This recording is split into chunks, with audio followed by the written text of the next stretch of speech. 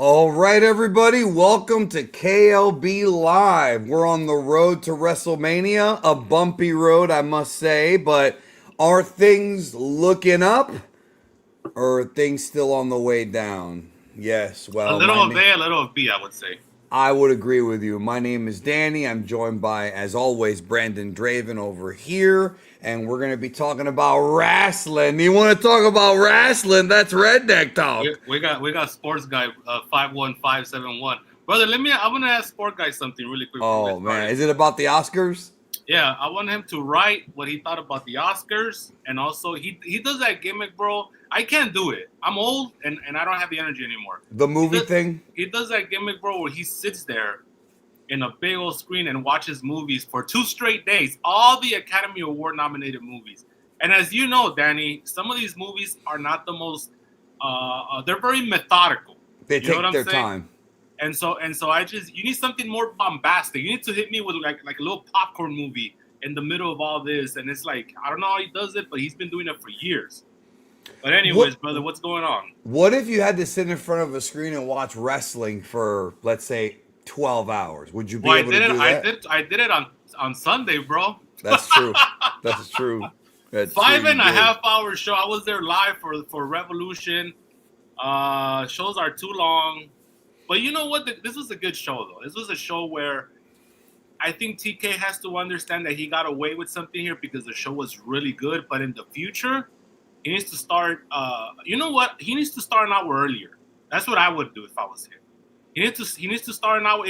Look, he's got two choices: either cut the shows down, which he doesn't want to do because he wants to have great wrestling on every card, which is fine.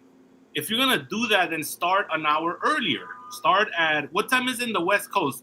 Start at 7 instead of 8. You The know? pre-shows that was, isn't that at like at your for you guys like 6 or 5? No, the pre-show for us, yes, Oh exactly. no, 6 or 5 for us usually because usually this is 2 hour pre-show sometimes. 3:30. It starts at 3:30 for us. Yeah. Because I look, mean, yeah. we already have data. We already have historical documentation. When they did All In Texas, right? I was there at as well. They started that show in the afternoon because WWE tried to get cute with them and threw everything but the kitchen sink at them with the all women's show, which was a complete flop, 4,000 And the old attendance. wasn't the old turd retirement that day? Gold Turd retired on that Saturday night. That was after the AEW. So Tony Khan had to maneuver his show, and he put it in the daytime earlier on, and it worked. It got a big buy rate. It was a huge success, and people did not bitch about being too long. Even though I bitched about it, but nobody else did, or significantly anyway. So he's gonna have to move these shows earlier, bro, because people get tired, and especially you East Coast people. I could only imagine 12:30, 1 o'clock. It's a long night. And Brother, I knew when Andrade and not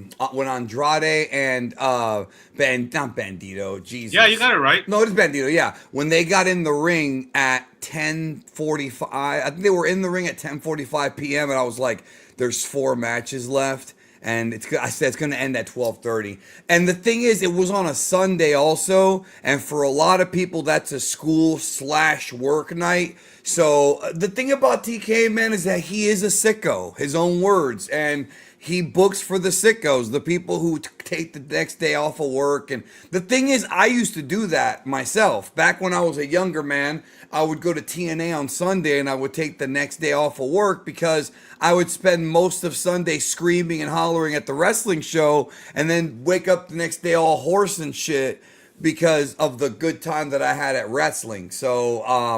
But yeah, the thing is though, all right, I agree the show was long, but I enjoyed it quite a bit. Almost every match delivered. There was about 3 or 4 that I think could have been cut from the show. I think that some of that stuff could have been like, obviously, you know how I feel about Orange Cassidy. That entire 6 man just screamed pre-show to me. And then the match with Tekla and Chris Statlander, it was good, but I don't really care about either one of those women, bro. I kind of feel like at this point, we should probably put the belt back on Toni Storm because she's kind of the one that I really care about when it comes to the women. Um, The Orange Cassidy, that was the one. Oh, that that was was the like the co-main. on this show. Yes. Yeah, you know what? That could have been either bumped or put on the pre-show, or yeah. And it didn't go a long time. Thank God. Here's his thoughts on the Oscars. If you well, it was only a 2-picture race, bro. Nobody was going on a limb here. And look, he mentioned Newark, New Jersey, which you buried before we went on the show live. Well, he knows that I buried it because I told him many times. He was there with you. Didn't he go through something similar? Well, he's from Newark, New Jersey, bro. Yeah, I know, but I'm saying that night, didn't he deal with similar shit? Yes, he did, brother. The last one-night WrestleMania. So, but if he wants some good fried chicken, go to Newark, New Jersey. Every corner, brother. Every corner had a nice little spot.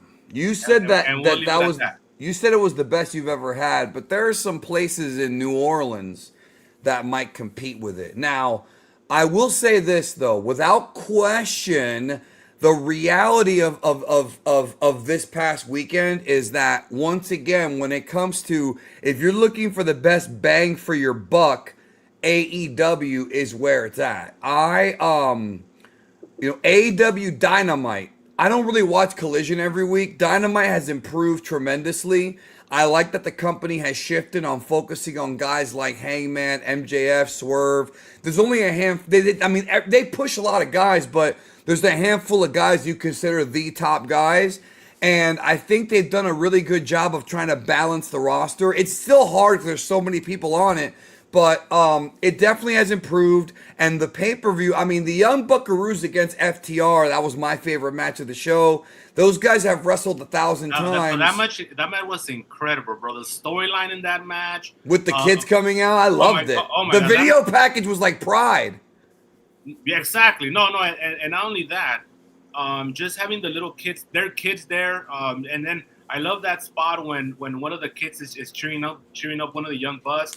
Putting their heads together and saying, "Go get them," and also the Young Bucks doing what's right for business because the real money matches with Edge and Christian coming back and getting the revenge on Forever the Revival. So everything fucking worked out, bro. And then it was just amazing storyline. Every single match had a great storytelling within the match. Yeah, Moxley and Takeshita. I love that was one of my favorite matches, bro. And he didn't bleed.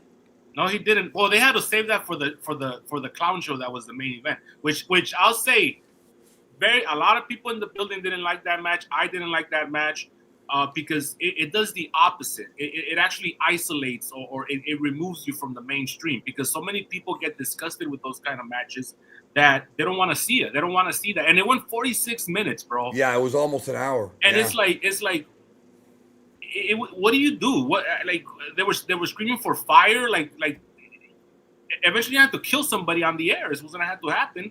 I said in my review that I was hoping it'd be a little bit more of a heavyweight championship match. Not in the sense of I'm not saying they didn't have to have juice. They could obviously Texas Death. They're gonna have some of that stuff, but it really reminded me of that Mox Kenny Omega match, like you said. To quote Jim Cornette, just pull out a gun and shoot the motherfucker. If that's the next thing you're gonna do. The spot with the syringe through the cheekbone was incredibly disgusting. They did that once before in the Swerve match, but this time they made sure. And that's another match I didn't like. But here's the thing: they made sure you saw the needle go through the cheekbone. Right, correct. And people gotta understand. Or the cheek, not cheekbone. Your average person, we wanna grab the average person like WWE does. They brought up a good point about CML, right? Because Dave was also pissed about the main event. He was like, CML, you'll never see them do the light bulb gimmick, the fluorescent lights unit. It's literally just old school booking. And guess what? CML had the greatest year in the history of wrestling for any company. WWE is the same thing. They have a limit because they understand who's watching. We're not booking for that basement dweller who jacks off to people bleeding in that way. There's an audience for that, and we already have independents, GCW. We already have independents that cater towards that. You don't want to go backwards, especially right now when you're on the rise and turn people off to this thing. Not only was the show running hella long, which was already a negative, now you're gonna give them this kind of freak show bloodbath that turns a lot of people off. And then what made it worse is that they started to focus on people's reactions, and there was some legitimate reactions. There were people that were disgusted. Like there came a point where they were no longer having fun, you know? Yeah, and so I'm sure a lot of them were tired because they had been there all day. Right. Well, it's early for us. It was only like 9 o'clock. But yeah, we're sitting down for the whole time. Right. But people, maybe it's not an issue for you, but there are people who are. Well, it is an issue for me. I'm old too, bro, and I have bad knees. Not even that. I mean, people are driving in, they're flying in. You know, some people, when you go to one of these pay-per-views, it might not necessarily be next to your house. Maybe you live in Anaheim or you live somewhere else in California where it's a 45-minute drive, and we've talked about how bad LA traffic is. But I mean, any of these shows, like some people drive an hour, 2 hours, some have been up all day. So that's, you know, again, that's a thing that I think they need to think about a little bit more. But when it comes to the gore fest of the main event, it was weird because I was expecting it, but I was also disappointed because Hangman and MJF are capable of having great I put over Hangman because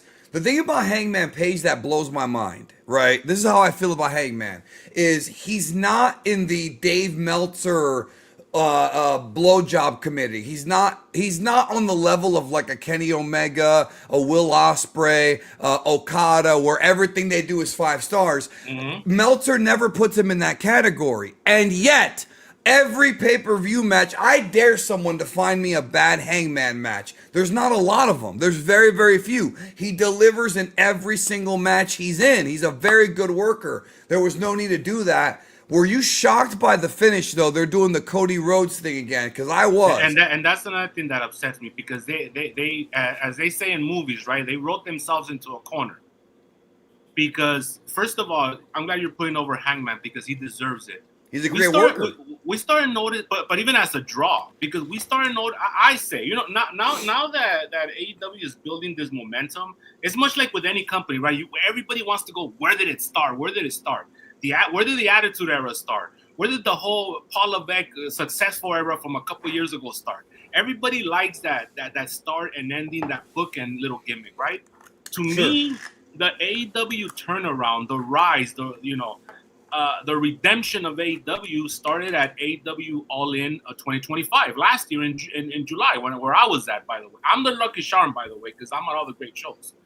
And so it was Hangman Page, bro. Hangman Page and Mox started this big turnaround. They started, and so and it was a big moment for him. Of course. And he's young. He's only 34 years old. He's reliable as a babyface. You know, Will Ospreay's not reliable. His neck could fall off any minute now. All the other guys are all older. Samoan Joe's older, who got more airtime in WWE TV than he did in AEW, which we'll get to. And now they have him. He'll never get another world title shot. Now, you could bullshit your way out of it, but then you just become like WWE, bro. Tony Khan prides himself on respecting the audience and respecting stipulations, and he doesn't do that. And then somebody will be like, "Oh well, Hangman could just turn heel and say he changes his mind." It doesn't matter. They're still getting out of the stip. Like, and the company will be the one that gets the heat for it, you know. Right? So and they fucked up, bro. I don't know how they're gonna get out of it. They fucked up because either you become WWE or this guy never gets a title shot as a shoot, which would be weird. I think they fucked up too, because in the sense of like, when he won the title at All In, right, it wasn't just you. A lot of the discourse online was, AEW's working their way back. And that was really All In that whole weekend when WWE was very predatory against them. I saw a lot of people kind of turn on WWE because they showed they were bullies on that week. They were bullies, and I think there's a lot of wrestling fans that like both companies, that want to watch both companies. Like me, and I don't like having to choose. The night that they had NXT against Dynamite, that was a fun night, and that was a cool night because it was like the Monday Night War. But for pay-per-views, I don't like them being on the same night whatsoever. In fact, I think it sucks because you mentioned earlier Goldberg was later, but you forget All In's main event was going on when the Saturday Night's main event started. So there was the crossover. The crossover, yeah. Overlap, yeah, same thing. So what happened? So what I'm trying to say is, when Hangman lost the title to Samoa Joe, I remember a lot of people were pissed. Now I wasn't, because in my head I'm thinking, okay, He'll probably get it back sometime soon. No big deal. I get that they wanted him to have a better title reign because, in my opinion, either of Hangman's title reigns were not that memorable. There were some good stuff in all of them, but his title reigns, in my opinion, don't compare to Moxley's reigns or Kenny Omega or Jericho's. They're just not there. And I think, and MJF's too, he's one of the weaker AEW world champions, even though he's great. But now that he lost this match, and like you say, he's a young guy, I think there's going to be some heat taken off of him because if we're to believe AEW, if he can never go for the title again, is he just going to go for the national title, all the other bullshit mid-card titles? Like, what are you going to do with this guy? I don't know, bro. That's a good question. And I'm wondering that myself. Again, they could always renege on it, but that's WWE shit. They could do a thing where they tell a story. But that's WWE shit. I know. They're getting out of it. I know. Or they could do a thing where MJF needs help. And the only one that can help me is Hangman. Okay, I'll help you if you drop the stipulation. No, because it was your idea. You were the one that said you wanted to put your career up, bro. Wasn't it his idea in the story? Yes, it was. Yes, it was. Yeah, and also, it makes him look bad. That's gonna make it to where nobody believes anything anymore again. So, and then stipulations won't draw. Or there's something else they could do. They could tell some bullshit. Again, this is getting out of it. Where earlier that day, Hangman he ate some food that was poisoned by a mystery opponent. Get the fuck out of here. No, I'm just saying he lost the match because of unforeseen circumstances. I'm saying that shit that wrestling does to get out of shit like that. Come on, Warrior. Give him a shot. Come on, War. Maybe Sensational Sherry got into his dreams, bro. The British Bulldog's gonna win whether he wants to or not. So besides that, it was a pretty good show, I think. I do think a lot of the matches went long. What about Big Ronda showing up, bro? What do you think about that? Oh, wait a minute. First of all, I'm not a fan. For all the people that this show, bro, was the redemption on Tony Khan, bro. That's what they had a lot of big returns. Because let me tell you what, one of the criticisms that Tony gets is, well, they don't have WWE style storylines. They don't have WWE this or that. First of all, I'm gonna say something that could be pretty controversial right now. I think right now, if you were to match both companies, I'm more invested in AEW storylines than I am in WWE storylines. I love the gimmick of where they're lining up all these challengers for MJF, all these babyface challengers one by one. That's why I didn't know who was going to win that match, because I was like, how are they lining up all these babyfaces if he's going to lose? But he didn't lose. I also love how TK... Well, they also got Swerve that could have lined up too. But I also like how TK told all the people that say, oh, it's just a wrestling company. He told them, fuck you. He shot 3 angles in 3 straight matches, brother. He brought back Edge and Christian.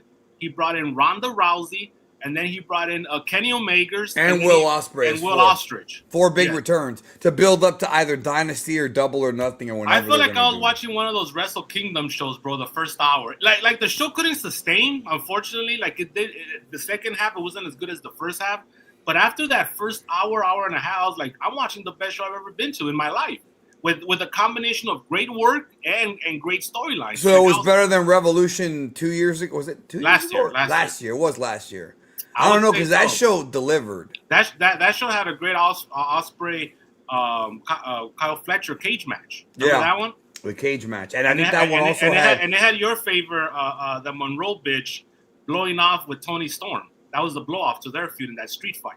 Blake Monroe, yeah. The one that has an ass that you can't see. Big time David M gave 5 stars to that a woman's, and Dave, unless you're from the land of the rising sun, he doesn't really give 5 stars to women. Hangman, and that's what I'm saying. Hangman should be in that category. But Tony, and that's the other thing too. Tony Storm against Marina Shafir, like.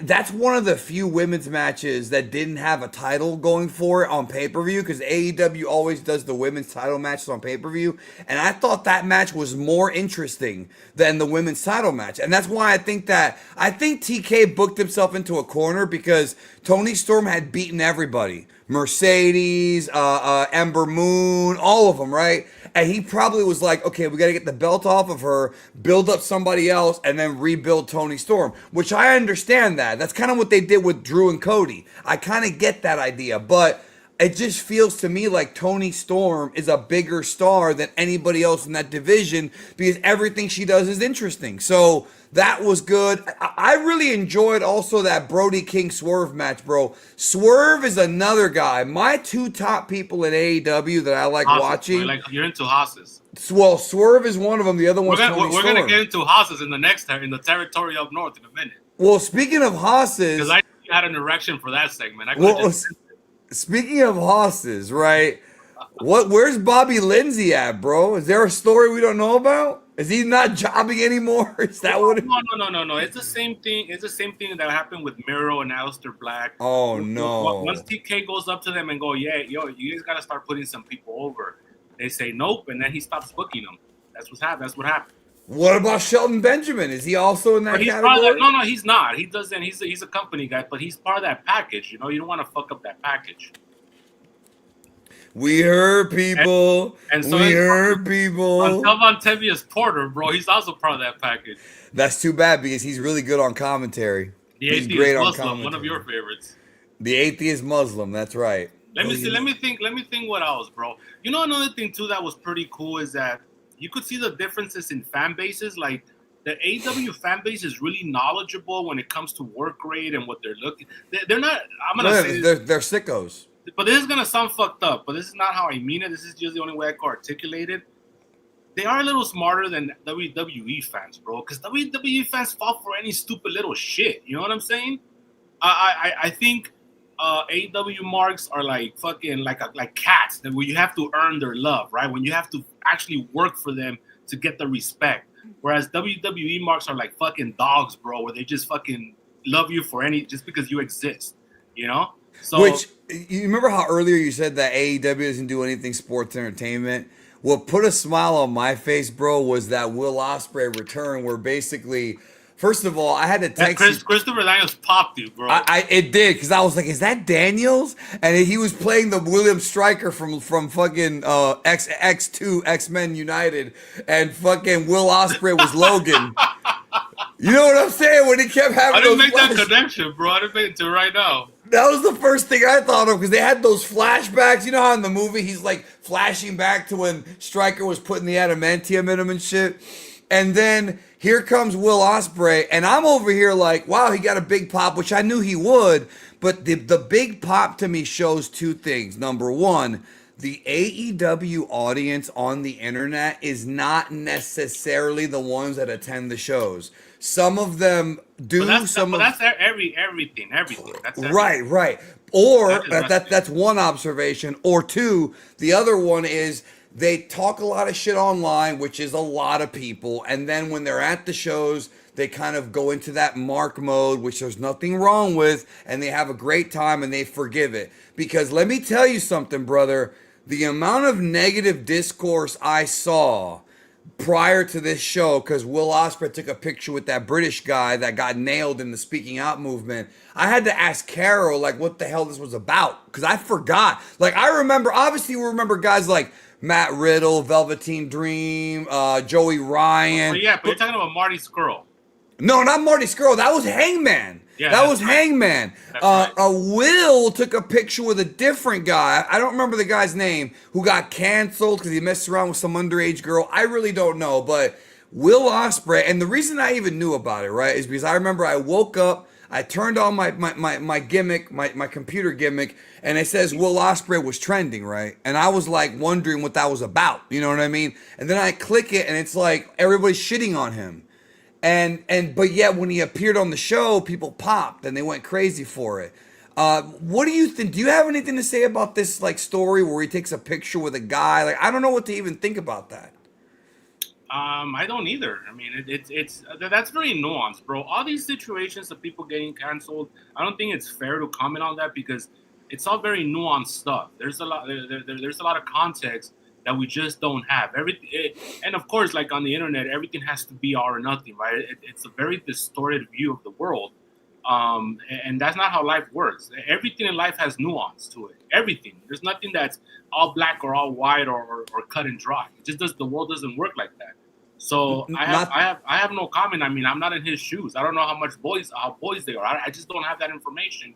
And I'm not gonna be someone that's gonna be passing judgment because they and I'm also not justifying the guy's actions either. It is what it is. I'm gonna say something now that people might have a heart attack. But before you say what you're gonna say, because you were a defender of Hulk Hogan and I wasn't. There is a line, and you went on record as saying, well, the artist should be separated from the art. I didn't say that. I said that some people feel that way. No, you said it because you were upset when he got booed at that show. I thought you were talking about after he died. Okay, so I don't know. Yeah, that was a weird situation that he got booed at that show. Did you happen to? Let me ask you this because this is related, bro. With all of those liberals. Yeah, right. Let me ask you this because you may have. But he also got put in Florida, which is the opposite of liberals. We were there. Well, yeah, that is true. He did get booed at WrestleMania 37. But let me ask you this: did you happen to catch the Chris Benoit guy this past week? What happened with that dude? Do you know what I'm talking about? No. So there's okay. I'll tell you real quick what happened. This went viral. So there was a picture of this fat guy, 300-pound guy with a beard, your favorite, right?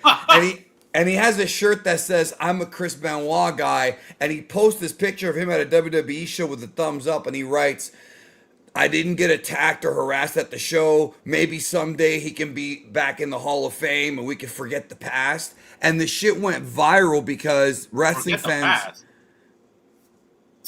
fans were like, "I can't believe that." This is an example of what's wrong with wrestling fans. You know the whole thing. Mr. Eddie put it best, bro. Mr. Eddie said he's willing to forgive Chris Benoit because he was a good wrestler. If Chris Benoit was like John Cena or Omos, who by the way, Cena turned out to be a good wrestler, but back then he wasn't considered one, right?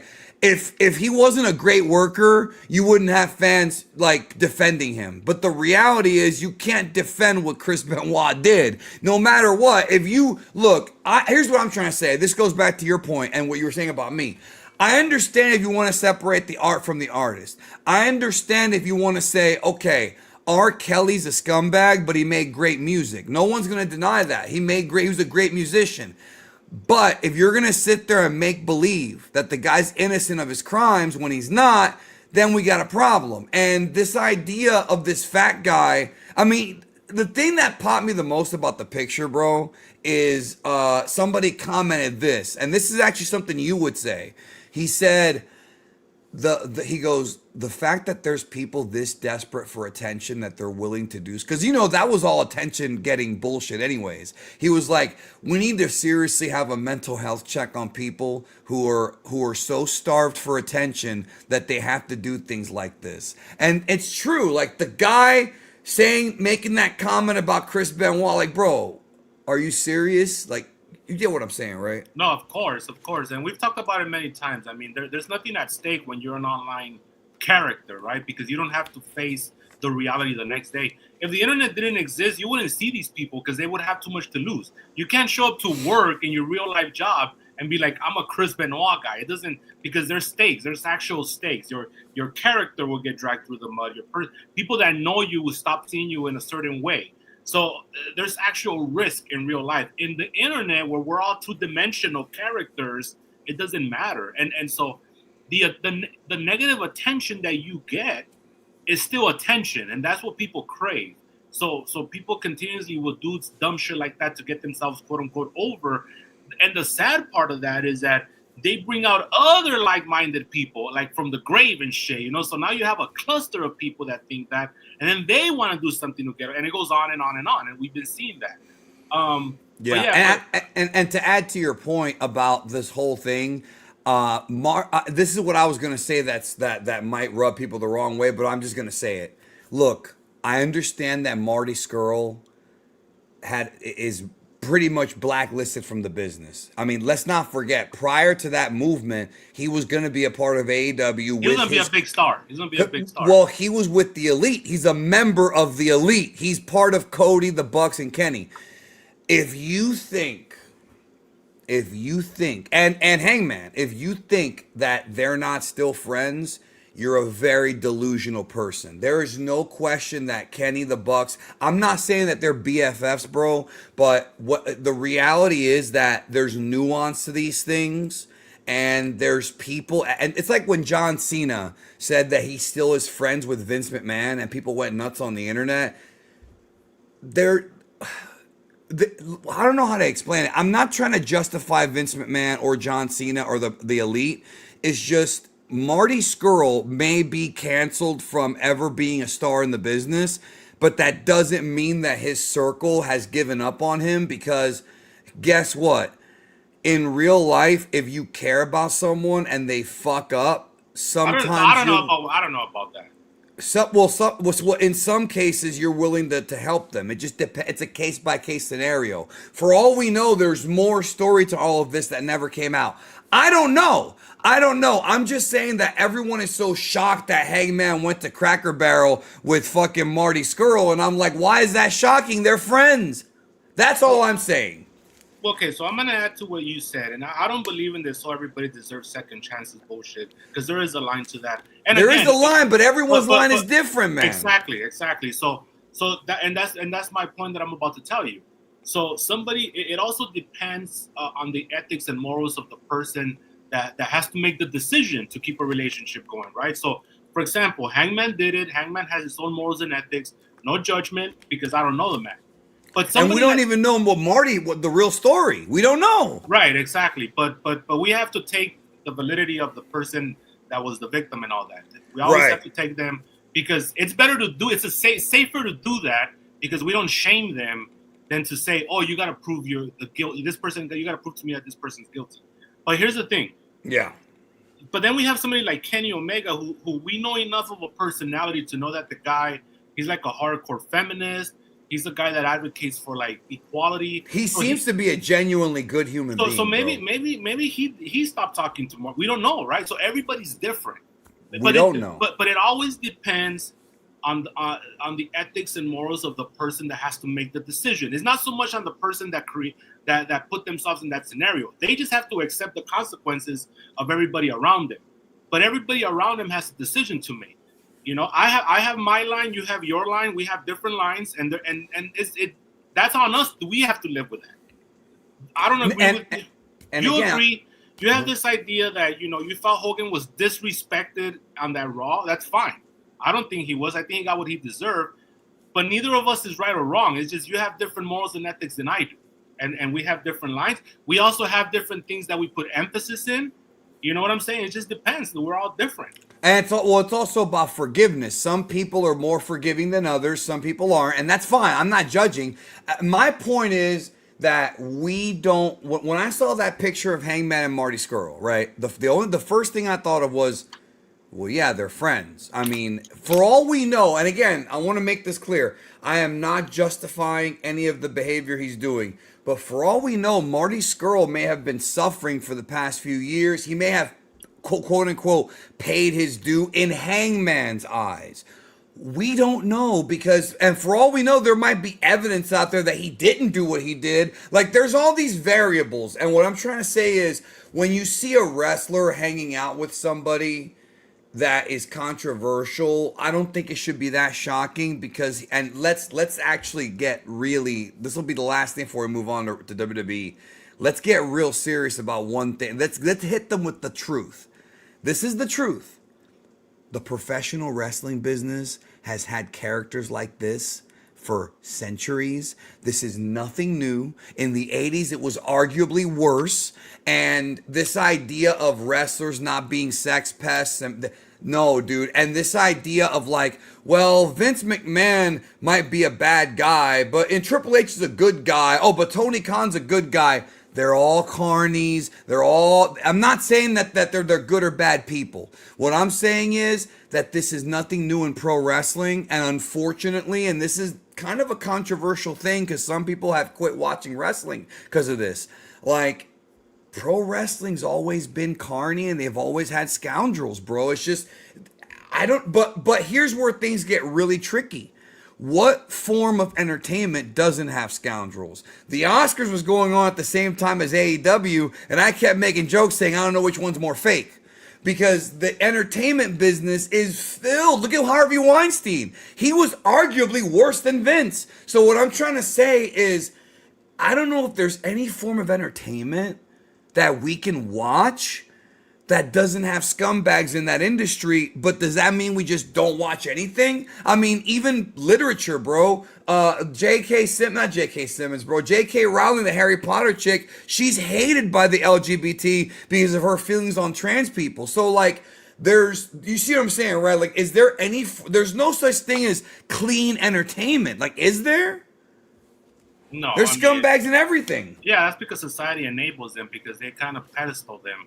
But the thing is, so at the end of the day, okay, everybody has the right to react how they're going to react. If people didn't agree with Will Ospreay about his picture, they have every right to boo him. Right. And if you were at the crypto on Saturday, but he got Sunday, popped he got cheered like he was the top guy in the company. He got a big pop because he's a But I would say because a lot of people there were not aware of that story. That's what I think happened because. Not everybody lives on the internet. It's cliche, but that's what I was saying. Or they were aware, but they stopped caring because it's not. I don't know. Would you call it hypocrisy? No, not really. Oh, look, because if you didn't originally care, right? Let's say you saw that picture and you didn't originally care. That's got to do more with your morals and ethics, and we already established that there's nothing wrong with that. Everybody has a different line. No, so that's not what I mean. What I mean is if you're one of these huffers and puffers, who Ospreay's evil, and then at the show, Ospreay! That is hypocrisy. Yeah, that's hypocrisy. But we don't know if that happened or not. We're making an assumption. No, we don't know if it happened, but I can safely assume that there's a few people that did. And my point is, are those people part of the problem? Because they're the people who enable WWE to fuck you over. They enable wrestlers to get away with it. So I'm not judging anybody on this. I'm saying that like it's just funny how people are quick to judge online, but when they go to a wrestling show, and here's the thing, I want to say this last point. If you go to a wrestling show and you want to forget the internet, forget politics, forget your day-to-day troubles, that's perfect because that's exactly what professional wrestling is. Same thing with movies and video games. If you're having a tough time in life and you need to get away from life, you can go to a wrestling show and just live in that world for, well, in this case, 5.5 hours and just enjoy yourself and cheer. Draven, I can't judge somebody for that because we all need that. I think as human beings, we need some kind of escape. Maybe not 24 hours a day, but we need an escape from our troubles, and wrestling's always provided that. Yeah. Always. Yeah, I mean, it is escape us entertainment, and it has. And I got to escape for 5.5 hours, damn near 6 hours. So I had a great time. It was a great show. I didn't like the main event. What else? I didn't care about that. Like you said, that 6-man. Now, the 6-man that I did love, that I was on the edge of with Mystico, that was great. Mystico, man. That was great. And then they signed him officially, which is great because see, this is what a lot of people don't. But I thought he was already there, no, like the whole shots, time. Bro, he was just doing shots. It was like when Taka Michinoku was doing shots for WWF back in late '96 at the house shows, and then they officially signed him in '97 from ECW. So now Sin Huevos is all elite, bro. And from with the Tommy gun. Michinoku Pro. Pro. Now here's the thing. I'm glad they did that because right now WWE is in a lucha war in Mexico with CMLL. Yes, they are. So and then Mystico had one of the greatest years of any professional star in the history of this business, money drawing wise. I don't know if these people know what's up. Mystico probably drew more money than John Cena did last year. I mean, real shit. He had an amazing. I don't understand how, to be honest. Well, it's pesos though. Come on. Yeah, but come on, bro. But also, no. The point is that CMLL had a resurgence bigger than anybody else. Like nobody was even thinking about CMLL till the last couple of years. That's a fact. When was the last time that WWE drew in the same building? 3 sellouts in a row, 4 sellouts in a row. I don't think they ever have. No, maybe the Garden back in the day, but it wasn't Friday, Saturday, and Sunday, bro. No, but they have though, because how nowadays they do that Friday, Saturday, Sunday, Monday thing where they have the pay-per-views and SmackDown and Raw. No, but the same building, 3 nights, 4 nights in a row. They've done it twice. No, they've done it. WWE's done it a couple times, but it is rare. When they did the pay-per-views, bro, when they had SmackDown and then NXT Saturday and but they didn't sell out NXT, bro. No, NXT. I'm talking about years ago when like NXT was hot. I understand, but I don't think they've ever really had, because I keep up with this shit. Well, I don't think it was a complete sellout, but they did get close on a couple of those. Yeah, but CMLL did like what Memphis used to do, bro. What did Jamie Dundee say? They did consecutive days. Yeah, Saturday, days, Sunday, not Monday, just weeks. Tuesday. Memphis did like what 12 weeks in a row with Monday, 13. But that was every Monday. It was 13,000 people in the 70s when my daddy got his hair cut. I tamed 2 400-pounders with a 4-inch dick. What's Gunther gonna do for Mania, bro? He vanished off the face of the earth. Maybe LA Knight, bro. Maybe they're gonna. Let's take this question before we do WWE, bro. Wisco Dippers, what's your favorite defunct wrestling show? Mine's is Hardcore TV. I think Draven's is Livewire just because of all the greatness we've gotten out of that show. Yeah. I mean, the thing is, bro, here's where things get tricky. You popped me with that one, bro. We've gotten a lot of greatness from that show. Not only is my favorite Livewire, my favorite episode was Ahmed and Farouk, bro. Uncle Tom. No, remember, Ahmed tries to put him over, but he blows the spot in putting him over, and Farouk has to correct him, so Farouk ends up putting himself over to correct Ahmed when Ahmed fucked up for putting him over, bro. What happened to this business, man? No, remember when the guy called in and goes, wait a minute, you're not Farouk, you're Ron Simmons, the first black world champion. There's always one guy, bro. There's always one smart mark that has to call in. They retired your jersey at Florida State. And remember what he said? He's like, you damn right. They retired my jersey at Florida State, but now I'm black. I'm back to my roots. I am Farouk Assad. I am no longer Ron Simmons. He had to work his way. He had to adapt to the situation, which was awesome. And that happened. Doc Hendricks, bro. That I was about to say. That's the best example, bro. When Russo on the show, Doc Hendricks, look at you. You're a walking billboard. You're Michael P.S. Hayes. And then what was the line? He goes, let me tell you something, brother. You better start respecting me because you don't want to see Michael P.S. Hayes. He got all serious, bro. And of course, I popped. Who turned it up faster and quicker, bro? Michael Hayes in that segment or Steve Austin when he started promoting him against Brock Lesnar, bro? I don't know, bro, because that was legendary. Amazing, dude. That was legendary. Amazing. He did exactly what he criticized Jon Moxley for not doing. But he took those 5 seconds and became the biggest star in the business again for one segment. But he went from like Jolly Steve Anderson, the interview guy, to like Stone Cold Steve Austin from '96 in a drop of a hat. Like that, bro. That's why he's one of the greatest. We need guys like that. Brock's trying like pop, but he can't pop, so he's just looking at him. We need more guys like that, bro. Yeah, but you probably with Livewire. So what was your? Mine's is Livewire, bro. What's your answer? No. It's tough because defunct wrestling. Hardcore TV, bro. That one's up there though. I love ECW, but what? Okay, there's Monday Night Rain. Are you gonna play November Rain, bro?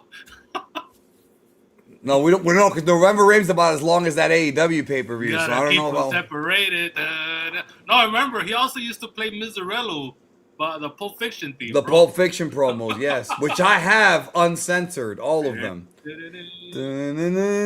All right, so there's also this is a very difficult question because there's also Monday Nitro, there's also all the territorial shows, Memphis television. Like This is a very difficult question, bro. No, the show that I missed the most is Sunday Night Heat, hosted by Shane McMahon, bro. Oh God! Come on, Kenny! Boom! Go get him, Kenny! Get him, go! Which way did he go? Bro, remember when The Rock used to fuck with Ken Shamrock by calling him Kenny, bro, on the promos? That popped me, bro. It's like Vinny or Junior. Come on, Kenny. Because Ken Shamrock wasn't backstage saying, "Hey, call me Kenny." Like, it wasn't planned, bro. It was just The Rock fucking with him, you know? There's Kenny right here. Come on, Kenny, get up. That's right, of course. Now, again, this is a difficult question, bro, because there's so many. I don't really have one, to be honest, because like Come on, you Nitro. gotta cop out of this one. All right, bro. I'm gonna give you a wacky answer. Why don't you be a worker and make something up, bro? No, I'm gonna give you a wacky answer. I'm gonna give you the first month of Shotgun Saturday Night, especially the episode where they found Nikolai Volkov homeless, living in a pile of boxes. When the headbangers were cross dressing as women. The Sisters of Mercy. The Sisters of Mercy. That's right. No, wasn't Brother Love like their manager? The Sisters of Love. They were nuns. Sisters of Love. The nuns. Yeah, that's right. Yeah, you're right. Sisters of Love. That's right. It was that, and when Terry fake showed her top, and that was a fun time, bro. And we knew that she fake showed her top because as a horny teenager that I was at that time, I went on the early internet and somebody had a picture with her with her pasties on. Did you ever see that? No, but I believe you. Okay, yeah, she had pasties on her nipples. I didn't have internet till after that, bro. No, here's where it gets wacky, bro. Here's where it gets wacky. I didn't have a tennis court in my backyard like O.J. Simpson. Remember, here we go. I'll get started on that. No, but here's where it gets wacky, bro. The Sultan was a guy who had his tongue bit off, I think because of infidelity or some shit. That was the gimmick they said on TV. And he wasn't a guy that was supposedly allowed to get horny. So there was an inside joke to her showing her tits to the Sultan, even though it was Fatu, bro.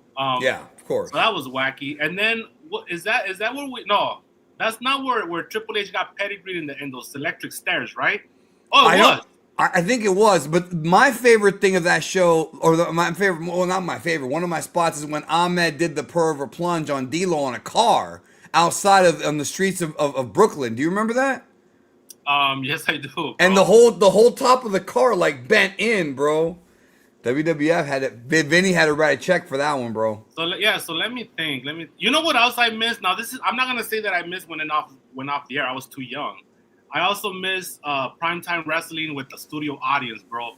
There was that, and then there was the Gorilla and Bobby era, which I want to dig back into that because there's a lot of gems. Every episode, something wacky happened. The one where the phone was broken and fucking Gorilla as a shoot kept laughing because it was all Bobby improv. Everything that guy did was improv. He's like a genius comedian. When Gino took a bump, bro, during that Red Rooster skit with the Brooklyn Brawler. Choke him. Come on, Taylor. Taylor. It was weird seeing Gino take a bump as an announcer, bro, because you rarely ever saw it. What was more weird, that or him holding up the boards for fucking Master Fuji? That was even weirder. With the long hair, bro. Remember, he had a hat and long hair. Yeah, disgusting. Bro. He was still wrestling at the time, I think. All right, Mandrade says, where did you and Draven meet? I guess he's talking about like when we first knew each other, the Figure 4 message board, bro. That would have been it, right? Yeah, but there was specifically. Okay, so in person, it would have been WrestleMania 28 weekend. Dwayne and Cena, which was weird because there was grown men fighting it out over who was Team Dwayne and Team Cena. But here's the thing. So what ended up happening was that I met Danny through the F4W boards, and then I became a fan of your earlier work, which me and you always put over in private. It was amazing stuff for the time. I was ahead of my time before the pre-Geekdom 101 era, bro. Let's just say it was what's the word? It was what did they say about wrestling back in the day? It was the Wild West. It was the Wild West. It was awesome. It was good times. Yeah. So then what started happening is that I started giving you at that time was when I started kind of leaving kind of like the because I used to be in the entertainment industry, which I won't get into, but I started leaving it. And then I started. All I'm gonna say is Fred Savage, bro. That's my favorite story. You gotta tell that story someday. I started going to school for like mental health psychology, so I started getting a lot of information. This is like 2010, around there. And then what happened was that you started doing shows that were more real, more grounded. You know, you had the Housewife versus Hulk show, which was kind of like you were trying to give your own knowledge, your own wisdom. But remember, you at that time you were also very young. So I'm sure that you now from you then it's like, what the fuck, you know? Cringe, bro. So I started giving you feedback because you had a lot of stuff that wasn't correct in my view. And of well, course I think you were, but you and I first got to talking after the the final 3 episodes of Super Friends where we talked about where I had the balls, unlike Brian Alvarez, to go deep into the Illuminati. Because what happened was Brian Alvarez did an episode. What year was that? Do you remember on the top of your head? 2011? 2011. Because Brian Alvarez did an episode of After Dark. It was Occult Disney. And he sounded like a complete amateur on that show. And I'm like, no, fuck this. I'm into this shit. I'm going to do a better one. I did a 3-part podcast series, 2 hours each, going into the 13 families. I went into every single kind of nook and that was before we knew about Pindar and Schnoblin. I was. You only knew about Arizona Wilder and that goes with Pindar. She's the one that introduced Pindar. Which, by the way, folks, if you try to look for Pindar online, you're not gonna find anything, bro. All I'm gonna say is this. There is knowledge out there that is not entirely on the internet. Well, I mean, some of it is on the internet. Only Vampiro Canadense knows about it. YouTube took down a lot of this stuff. There was a lot of stuff that YouTube took down. But yeah, anyway, Austin Tinkle's a long timer, bro. He's bringing up Doc Marquise. Well, yeah. Well, remember, I reposted that show on the third channel, Realm of Geekdom. So I did interview a man who claimed to have been in the Illuminati. I interviewed him on Realm of Geekdom and my Geekdom 101 podcast. He also seemed like he was from an alternative lifestyle, which is fine. He also seemed like he had no teeth, which I think may have been true. But he's no longer with us, bro. So they got him, bro. Rest in peace. But his DVDs had a better production than Ring of Honor. The Ring of Honor early DVDs. That's right. And that was 2010, 2011. But anyways, that's what got you, because you love those shows. And was a combination you said those were the best shows I've ever done to this day. That's right. It was with me, even the ones I've done. Oh, Cradle Mutual. That's a real. No, he remembers. We talked about it. Yeah. So then, it was a combination of that, and then you did the Power Rangers episodes, which were awesome. That was a little bit before then. Yeah. Okay, and so it was just I was noticing, this guy likes the kind of stuff that I like, And then for whatever reason, we started talking on the phone, and then I was going through a tough time with that girl at that time, right? And so you were there for me on that, and that's really what connected us, because at that point we started talking for hours, and then wrestling kind of bonded us. And then what happened was that you told me, you were like, we're always talking about wrestling. Let's just press play and record and then do this. Like what we're doing here, we could do it as a show. And that's where the KLB was born. No, sort of. Remember what? It wasn't exactly like that. I did WrestleMania 30 for 30 with Garrett and... With our longtime dear close person, a longtime friend. And Jason Hagholm, who went from lean to cuisine. And... Hey, is he killed Kellogg's or what, bro? So we did it with him, right? Talk about a guy that went two belt sizes. What was the chick? What did she tell me, bro? She went two sizes in 2 years. 2 sizes in 2 years. And then what happened was he dropped out, and then I asked you to come on, and then that led to the KLB, because we were originally gonna do we were going to review any show except WrestleMania, but then we were going to do any show except modern wrestling, because I didn't like the analytical part of it. That much I do remember. I thought that was very cringy. Right. And back then those podcasts were all trash anyways. But then what happened was we wound up breaking that rule with WrestleMania 7, which is still one of the best KLB shows, because it was like that show, bro. I think I told you I rewatched WrestleMania 7 2 years ago high, and it was one of the best experiences of my life, bro. Every match got over with me, because there's always something to pop at in every match. Fucking the long version of fucking Greg the Hammer's music. That match is 2 minutes, but that right there makes it awesome. Except for the Mountie and Tito Santana, there's nothing to pop for that, man. No, Jacques Rougeau. Just that by itself pops me, bro. Just he does do that spot where he freezes in the air. He does it in that match. Yeah. Okay, Cara de Papa, sell us some merch for crying out loud. My birthday's next month. Mine is too, bro. My birthday's next month too. And listen, this dick ain't gonna suck itself. So that's all. That's an inside joke. Anyways, all right. Let's talk about WWE. Randy Orton heel turn. What are your thoughts? Were you expecting it? Do you think it helped the match? I mean, too much like Cena. I like the angle they shot on Friday. I thought it was very well done. Again, the opposite of AEW, where WWE very rarely uses blood, right? So when they use it, it means a lot more. And Cody gigged for the Cena match too. Right. Yes. And So, he got that from his daddy, of course. So yeah, no, I liked it. It's a little predictable because Randy has that whole I hear voices in my head and I go crazy. So he's kind of doing that whole thing again, which is what about on Raw when he called himself a killer, bro? I like that. Yes, but is that that's what Bam Bam Bagalo said to the Mexican guy, and he goes, "What do you kill, Kellogg's?" Yeah, is there somebody new coming in, or was he talking about Cowboy Bob when he said somebody says that there's other royal families? Well, he does. He is a third generation guy, so it would make sense, right?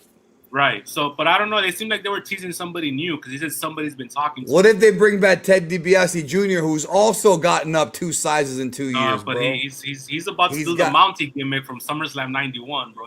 You want a finger? I'll give you a finger. He did it before Austin. He did it before Austin and before Big Kev. That's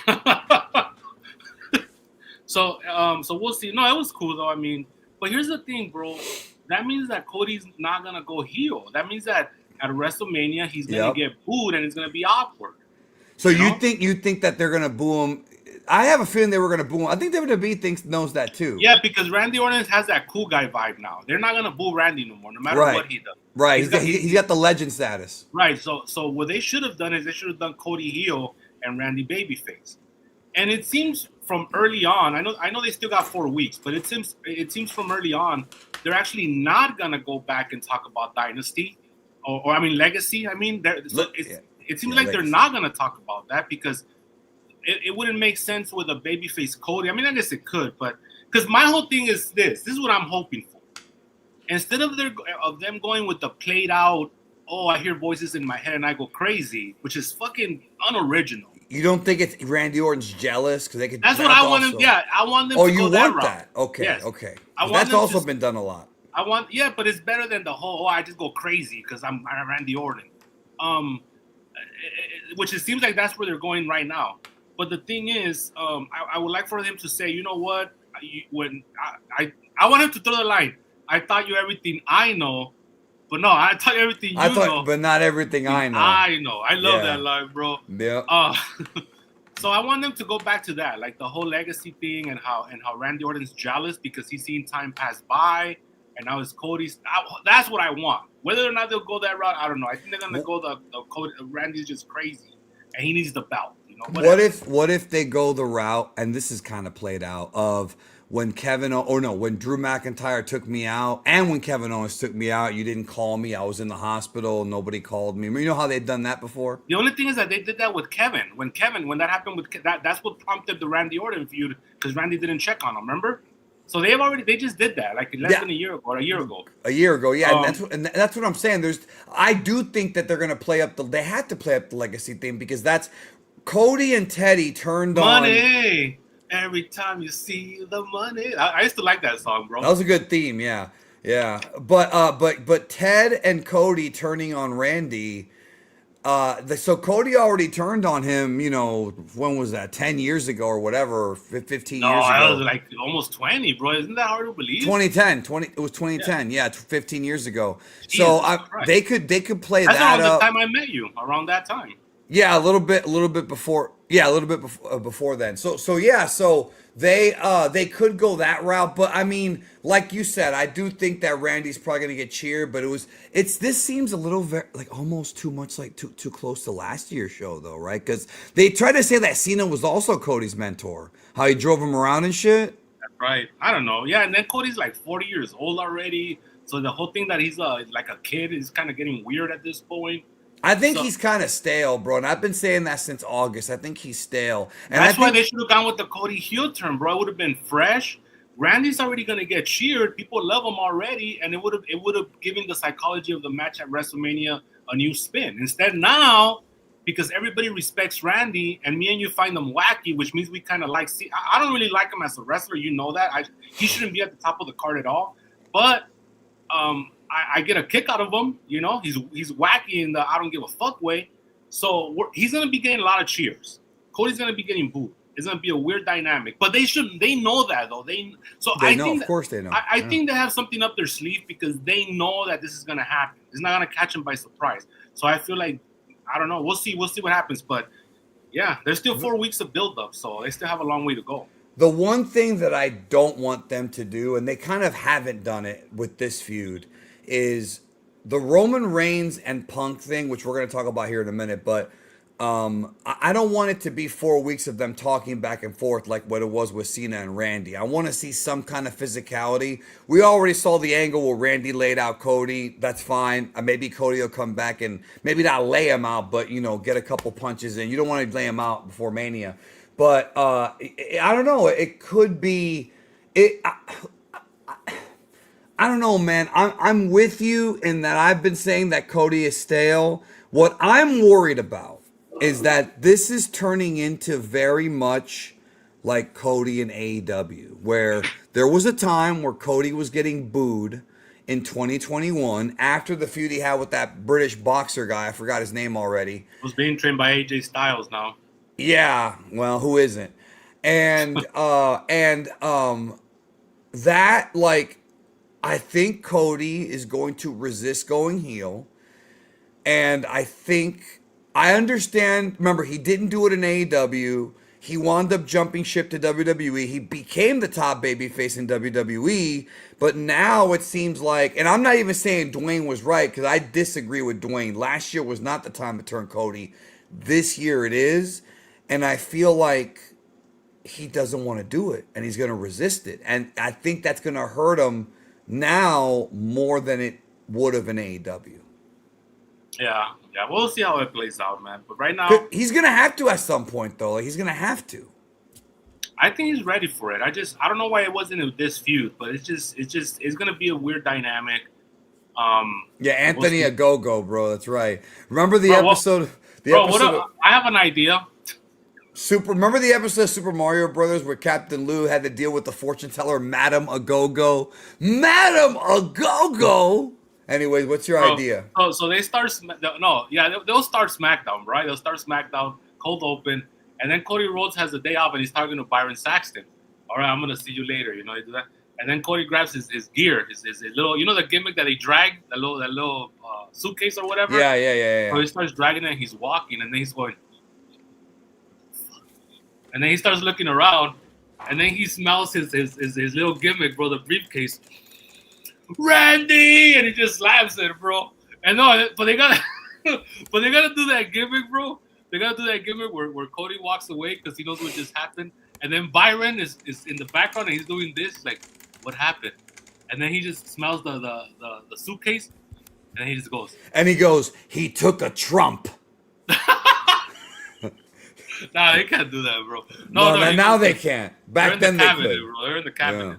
Yeah. No. He just goes, Randy, like a '90s sitcom, bro. He just and then they go, Randy. And then they go to the opening, bro. No, and then they cut to Randy in the toilet. He's doing this in the bathroom.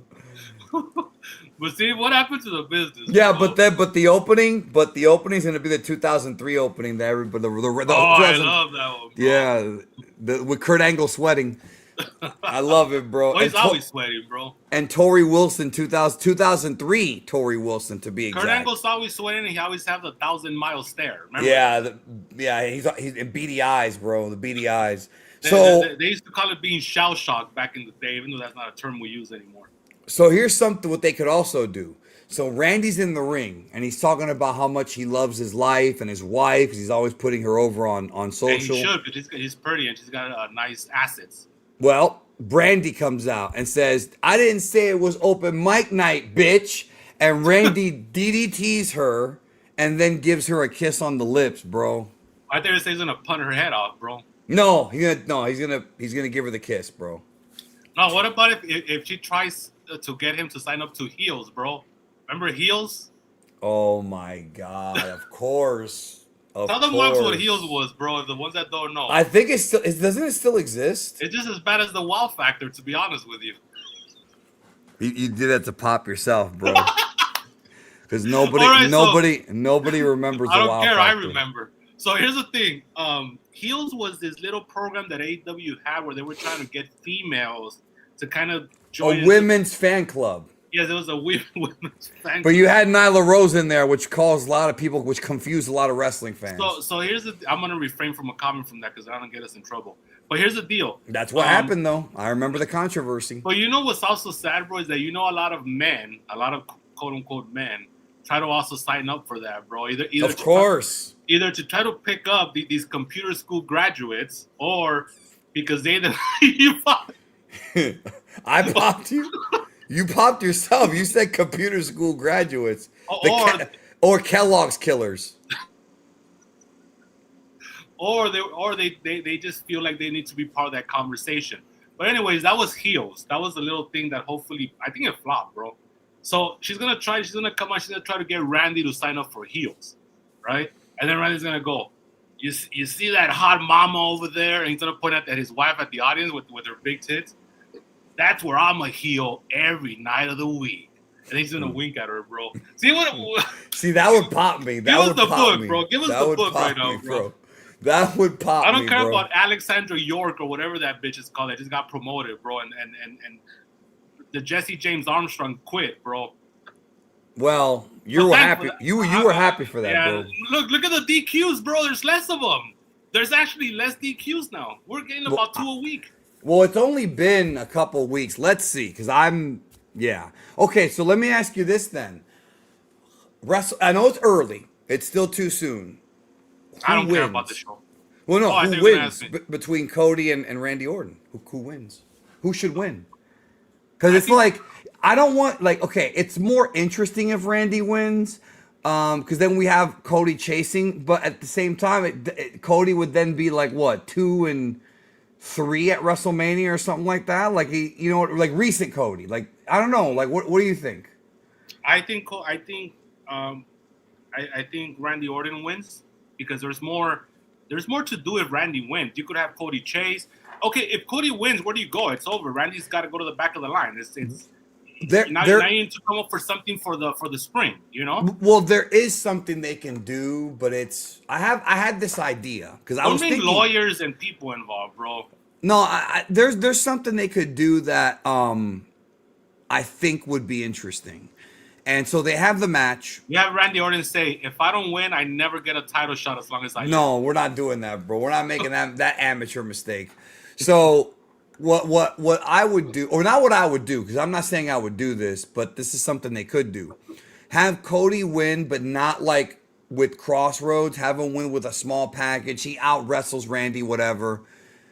Randy, is like upset that he lost the match. RKO. This is at the end of WrestleMania. He RKOs. Remember, this is night 2. I think they already. No, this is night 1. That's gonna happen because I think it's night 1, but they haven't announced what night is what yet, though. Did they wait till the go home to do that? No, but there was an announcement recently. They fucked up and they announced it already. I think it was because they want to move tickets, which we're gonna get to right now because they tried another gimmick yesterday with the 316 sale. Yes, they did. They're getting desperate, but they did drop ticket prices. So maybe they're learning. We're all learning here. But nobody's going still. They didn't move any tickets. This morning it was still at 37,000. They're gonna. I don't know, man. But so here's what I was. If the European AEW show draws more than WrestleMania night 1 or 2, bro, you're not gonna hear the end of it from TK. Maybe that's why they brought Will back now, bro. Maybe to build up. Yeah, they're gonna risk his life, bro. They're gonna Misawa him so that he could get a pay. Draw or Shibata, bro. They're taking his brain out of his body like RoboCop. So Cody wins at WrestleMania. Randy punts him. Literally, at WrestleMania, Randy gets pissed off and punts him. The idea is that it would be maybe the first WrestleMania ever where the babyface retains but gets laid out. They haven't done that at WrestleMania before. And I'm just thinking of something different they could do. I mean, they did it to The Rock at 17, but he lost. Yeah, he won. No, he lost. The Rock lost. Oh, that's right. And then they laid him out. Yeah, well, yeah, but right. But this is different. This time the babyface wins and then gets laid out. So, and then what they could do is, okay, Cody wins, gets laid out by Randy, and then I got to do the Russo thing. We're going to have to do a tournament to crown the next champion. And you take Cody off for like 2 months. And then you have Randy win the tournament, and you could have Cody come in and try to beat him later in the year. I'm not saying that's the best idea. I'm saying that no, at least it's different. That lost. You're also rewarding somebody that lost, and it goes against everything that should matter in wrestling, bro. These tournaments. Why should Randy Orton win if he got pinned at WrestleMania? Oh, I'm just. Like, he's not going to get beat decisively. It'll be like a roll up. But he or got something. pinned, bro. It doesn't matter. Right. I'm just thinking of what else they could do. So you're gonna fuck up the lineage for like just because of an angle? I don't think it fucks up the lineage. I mean, it's what do you mean? It does fuck up the lineage. Okay, then do the interim. Then do the interim title, bro. Do the UFC gimmick. Do the UFC gimmick. Might as well go to the White House lawn and do an entire card that nobody cares about right there. Did you know that I have John this feeling? Jones, bro. He didn't want to work for anything less than 10 mil. I have a feeling that during that White House card, there's going to be a giant throne right in the middle of the hard cam, and Trump's going to sit there and watch the show, bro. I really believe they're going to do that. And they're going to say 100,000 when it's going to be like 3,000, like they did at the beach. Huntington Beach at Bash at the Beach? 95, bro. Yeah. They counted the entire city, bro. They were like, oh, no, the entire beach counts as 100,000. That's how they got By the around way, it. you know that I'm going to Ronda and Gino, right? I'm going to that show. Is that in L.A.? Yeah, it's at the Intuit Dome in Inglewood right here. That's about 30 minutes from me. There's some good fights on that card, bro. They got Nate Diaz. Brother, they got Francis Ngannou. That's right, bro. Listen here. I was telling Garrett this. I'm getting a pride vibe, bro, from this show. Well, the wackiness is already there. And I miss it. I miss it with all my heart. I wish we had pride right now, which we will never will. I wish UFC was a little more like Pride. And we're not talking about Pride in June either. Not that kind of Pride. No, Pride Fighting Championship, bro. And well, Randy Orton did put on the Generalissimo hat at the end of Elimination That's true, Chamber. Bro. That's true. And we got. Is it Nate or Nick? Who's fighting, bro? Nate. No, Nick is off. Nick's a little fella now. He's all fucked up. Yeah. But Nate's fighting, which I'm a big mark for. We got the women fighting, brother. They were the opposite of the Kellogg's diet, brother. They both got in incredible shape. And the thing about Gina Carano is that she killed Kellogg's for a while. Like she was big, like big. And then she was on Star Wars. Well, no shit, bro. But she was bigger then. No, but I mean, she got like hefty. Is she still with Superman? Nah, it's been over for a while, bro. Oh, okay. Henry Cavill. So another man that got fired, but anyway, maybe he'll fight on the show, bro. The way things are going, maybe Mirko Krokapovich versus Henry Cavill, bro. Maybe, yeah. I'd bro, that's some shit that you would see on New Year's Eve in Japan, bro. That's right. With Akebono there, bro. Rest in peace, and Bob Sapp. Henry Cavill versus Mirko Krokapovich. Yeah. And they'll do that gimmick where they'll let Henry Cavill wear that little headgear gimmick, but Mirko Kroka won't, bro. He'll just be fighting like this. And they'll do the gimmick they did with Takada-san, where they'll tell Krokapovich, look, don't kill him, just go out there and just. Because remember, and we've talked about this, I think, if you watch the Takada Krokop fight, which has been deleted from the American version of that pay-per-view, the entire fight is. Right. Krokop doesn't even try. He doesn't even try. When we know that Krokop could have kicked his head off at any point in the first 2 minutes of that fight, he's all like, and it's like, bro. And then also Mark Coleman. But that's wacky. Mark Coleman just came out and said that he. No, he's not fighting. He's too old, bro. No, he said that he put over Takada back in the day as a work. Which everybody knew that though. Everybody knew that. Even El Guapo fucking commentated on it, bro. Even when during the commentary he was burying it. What are you doing, Mark? What are you doing? Mark said that he was supposed to fake that he was tired, but he forgot. And then so he had to fake like almost when he went down. That's why he came out so fake looking. But it was fake looking. It was a fake match anyway. All right. I'm gonna put you on the spot right now. Who's a better worker? Mark Coleman in that fight, or OJ trying to fit the glove on in the courtroom, bro? OJ from 94 to his death is a better worker than Mark Coleman, bro. Than most of the entire business, bro. This was him, bro. Remember, he wrote a book called If I Did It, bro. Yeah. You know what tripped me out about that book? The ghostwriter of that book was one of the witnesses, that the one that heard the dog barking and saw the bloody footprints. The ghostwriter of that book was one of the witnesses that the prosecution brought in. That's wacky, bro. I'm telling you, bro, that I told you last week or 2 weeks ago off stream. That's one of the wackiest stories in history when you really get into it, bro. It gets really, really... Let's just say that if pro wrestling were like that, bro, we would all be in. I don't know why Accelerator Bar marked out. I hope it's because of the OJ talk, but he marked out he popped for something. Well, probably the... Cocking his... Oh, Science Suplex he's cocking his fist. And then he went... So funny, bro. He used to pop me. Mind gimmick, bro. I'm surprised he didn't pop out somebody's underwear, bro.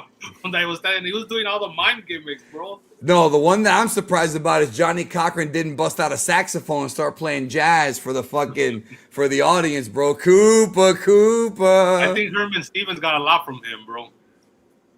Of course he did. That was the joke. Yeah, but here's the scales of justice. But here's where it gets wacky. He got a lot from him in the wrestling world and in the real world as an attorney. And he liked our post, bro. Yeah, he did. He marked out. He remembered. He probably had nostalgia. Clarence Mason, bro. Yeah, Clarence Mason. That's what we're talking about, folks. Clarence Mason. Yeah. And Johnny Cochran, the real Clarence Mason. So, okay. So, CM Punk and Roman. Well, actually, before we get to that, Obafemi, the Hoss, against Brock Lesnar. I could sense an erection from 3,000 miles away from Tampa, Florida, and I'm kayfabing your real hometown now, but Tampa, Florida, all the way to Los Angeles, California. I live in the same town that Kurt Hennig died in, bro. And the testicle. That popped me when I found out that factoid. Yeah. Because you say it's big, but it's not that big, bro. It's a neighborhood, is what it is. They call them neighborhoods. Well, it's a subdivision or a barrio, but it's okay. It's fine. Maybe Perfect died in that mansion you took me to, bro. Remember they were building that mansion? There's one on the other side over here that's even bigger, bro. If you ever come back, I'll show you. So Obafemi, bro, thank God they didn't go with LA Knight and Brock. That match, I just never liked that match. It doesn't really make sense to me. I think Obafemi beating Brock. Did you see what Kofi said on Twitter, bro, that night? I popped so hard, bro. Like, I'm on fucking Twitter, bro. No, but it might have been posted on the group. What did it say? So when Oba came out, Kofi Kingston said, "Avenge us."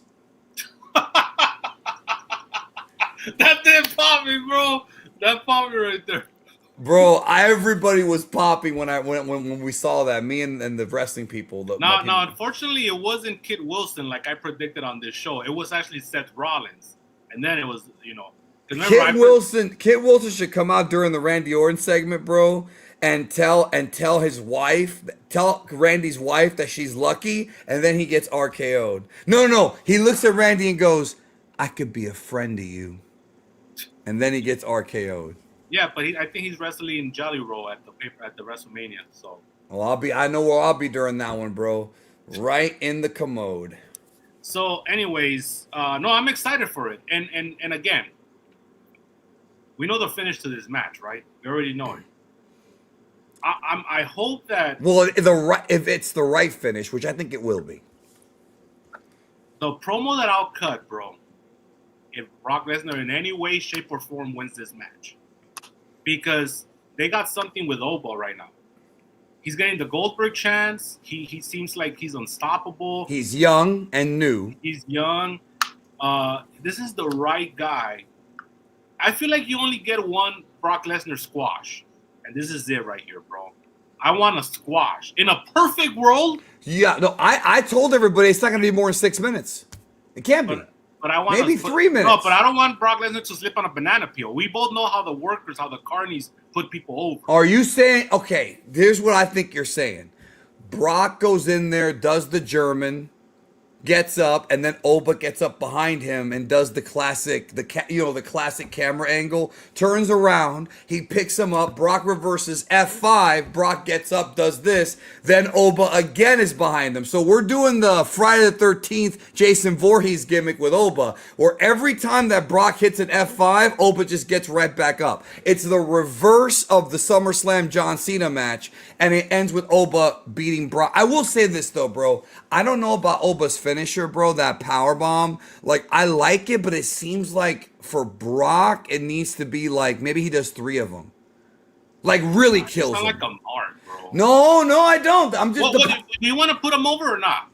Do you want? If you want to put him over, is one. You're putting over the power bomb. How devastating it is. One power bomb. But I don't. You want to do the whole protecting thing? Fine. No. It's not protecting. No, it's not protecting. It is protecting. It takes 3. No, it's not. Hear me out. One. I don't think that his power bomb is that impressive. That's the one thing. Why? And okay, I know. That's the one thing about him. You want me to know how to fix that? I can fix that for you.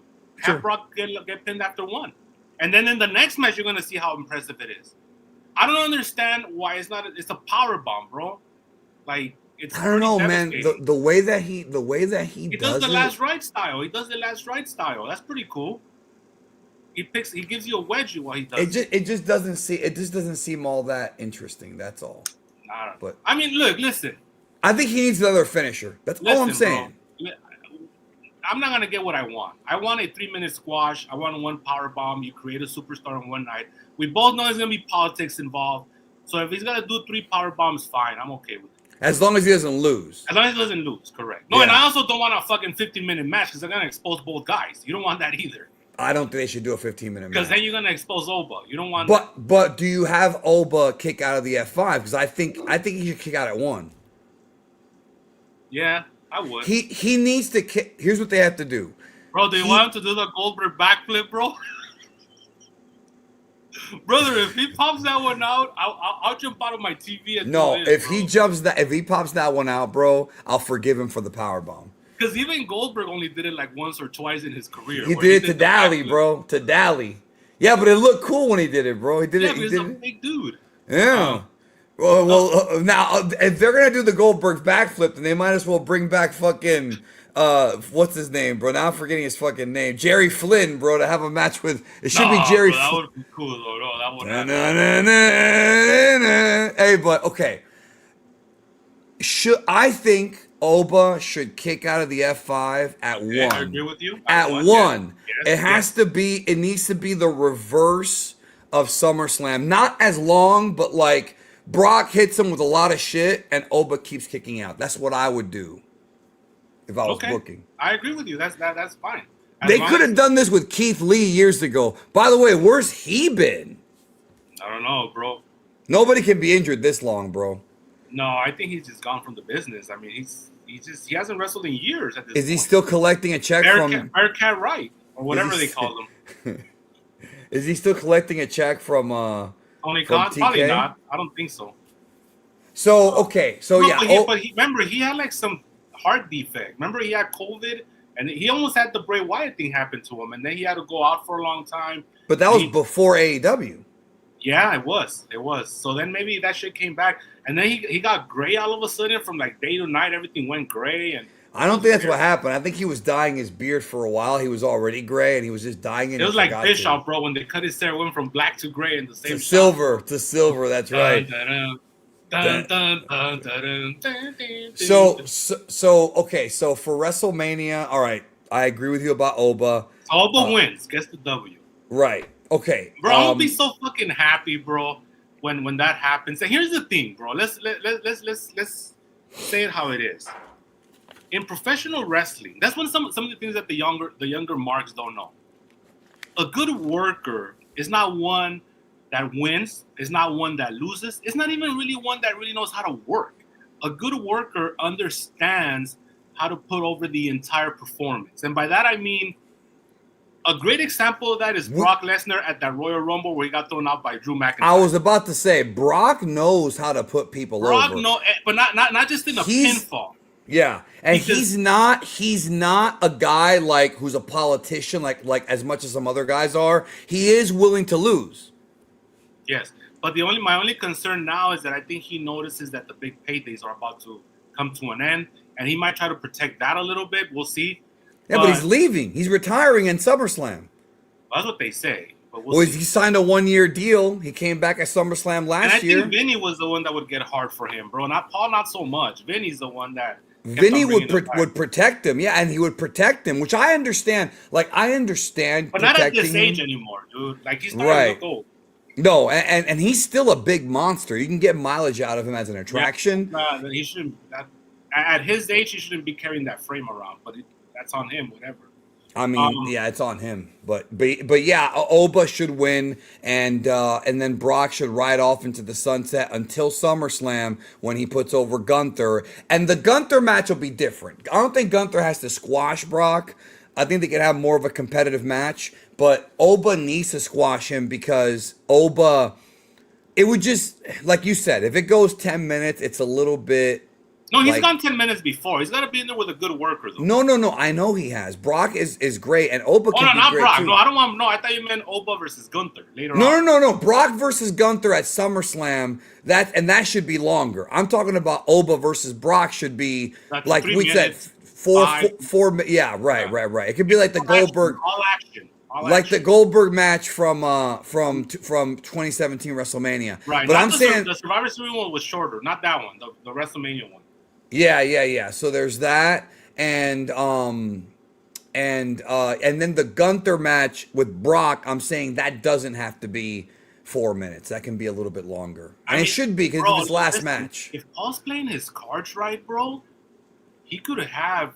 Remember me and you always talk about how you want to be building both sides, like little by little, with under people's noses. He could have Gunther versus Oba Femi ready to go for a year from now. If he knows how to build both sides the correct, that would be awesome. Let's hope he does, because I don't trust him that much. That's how you build. That's how you book. You have Gunther who's retiring everybody. You have that young upstart in Oba Femi, and then you bring them both together at a big show, and that's magic. There's your money. That's how you do it. None of this. Oh, I need a challenger to get me through this month. Let's have a 4-way, and the winner gets the title shot. That's how they do now. Wash, rinse, repeat, over and over. Yeah, I agree. They should pre-plan. And I did break a story to you. I did? told you that this year they're gonna have a lot of bitches on the card, and it seems like this is gonna have the most matches with women in the history of WrestleMania, from what I understand, where they're looking at 7 or 8. See, I always had plenty of women. And so we have the tag title match. I thought you said it was 6, 3 on 3 night. I know. Well, that's still a lot, bro. Why don't we call it Evolution while we're at? Why don't we call it Wrestle Maxi Pad while we're at it, bro? WrestleMania. As long as it has the little pillows in the crowd, like they did at the Differ Ariake. But let's hope they don't go 12 hours. But it's not AEW. They won't go 12 hours. Bro, I had a smile on my face. This is a little bit of a sidebar. So I'm trying to organize my files, right? And I remembered that I have sold. That's a post-87 statement, by the way, but keep on going. In 2018, there was the big Dragon Ball movie was coming out, right? And I was trying to organize my files. So I have this show that they did in Japan. It was a live show with all the actors, and they're being introduced. It was like hype up the movie. It was like a special event. And it says Nippon Budokan. And I go, oh, it was at Budokan Hall, and I popped because it was like very American, bro. Bro, remember when you were in Japan, you had to shit in that little gimmick hole they have, bro? And you warned me about that. I remember what I did. I shat standing up. But you weren't born standing up. No, I wasn't born standing up. But I did get a Ribera Steakhouse jacket, so I left him a little something in the bathroom, and I took with me something special. This is a good question, bro. How many of these women has Punk run through? No, that's not the first question. Science Suplex is asking another question. He's like, he's like, all right, real talk. D gets to have painted list with Oba and the Root. Oh my, yeah, but according to Draven, Oba will make me harder. Oba's like taking fucking Viagra. According to me and your actions. Okay, let's get that right. All right. So all right. He gets to have pain list. What happened to her career, by the way? She's doing Broadway. All right. So she's gonna be like that bitch from Spider-Man 2, bro. What's her name, bro? I don't know, Kirsten Dunst? Yeah, bro. Remember, she was doing Broadway, but she was actually in a rinky-dink little theater, bro. Yeah, well, no, she was actually working at a Waffle House, bro. Listen, she told Peter Parker that she was on Broadway. She was working at a Waffle House. Oh, that's right, like Punk. Hey, come and finish your shift. And then she looks all sad. Okay, I don't want the nice guy. Go for it. Answer this question. I'm gonna answer this question. I don't want Oba to go first. All right, no, I don't want. There's gonna, bro. If Oba goes first, there's gonna be a lot of expectations that you can't live up to. Exactly, and that's why I don't. I'm answering his question. I don't want to go first. I mean, I do want to go first. Let me go first. Let me tell you something, bro. When it comes to Peyton List, right? I would rather be on WrestleMania night 1 than on night 2. You understand what I'm saying? Well, when it comes to it, which one would you rather be in night 2? Bro, I think that every woman you would rather be in night 1. I guess that's true. I can't. All right, bro. I got one for you. Oh, here we go. You get to fuck Peyton List, okay? You get to be night 1. Beautiful. But you have to be. It has to be done in front of Obafemi's pose, the pose that he does after every one of his matches, completely in the nude, bro. No, not that one. The pose that he does. And do I get the light show also? Fuck it, whatever. But it has to be no more than 3 feet away from you, and he's completely naked. Yeah, but according to you, that's going to help my performance. That's what I'm saying. It is. But according, is it? Maybe. I don't know. That's what it's not going to help my performance. So do we have a deal? Obafemi with post-match pose, 3 feet away from you, never touches Peyton. He doesn't touch me or her, right? That's right. But you have to watch it. You have to see everything. Okay, how about this? I will agree to that if I get no way, I'm not done. If I get Blake Monroe immediately following. We're gonna have to talk a little. We have to negotiate. All right.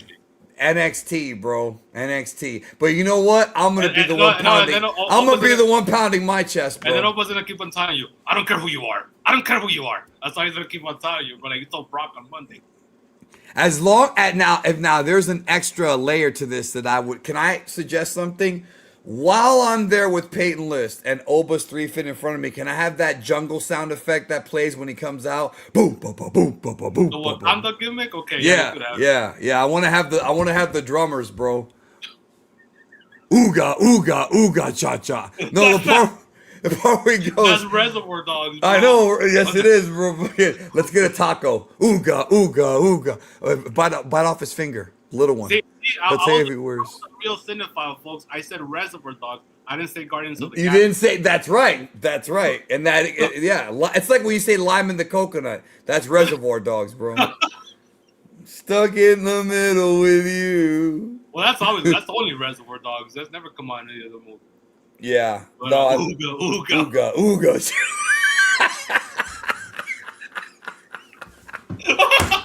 We're gonna get in trouble for this, bro. No, bro. There's literally nothing we've said. All right. People could look into undertones as much as they want. There's nothing we've said that's gonna. We're just. Isn't Undertones that movie that horror movie that's in theaters now? All right. By the way, go watch it. I heard it was like Hereditary. Is that true? Hood Ross said you got no chill, bro. I'll tell you a story about him, bro. But let's just say, brother, I'm just gonna say this about Hood Ross. The way that you think I feel about Bobby Lashley, Hood Ross is kind of like him, bro. The Battletoad, bro. So yeah, ooga. Bite off. That's where it said coop.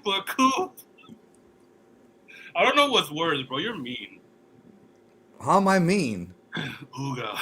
Anyway. That's not mean, bro. That's fucking. What was the line? Bite off his finger, little one. After that, he tells if he wears women's underpants. Let's get a taco. Let's go get a taco.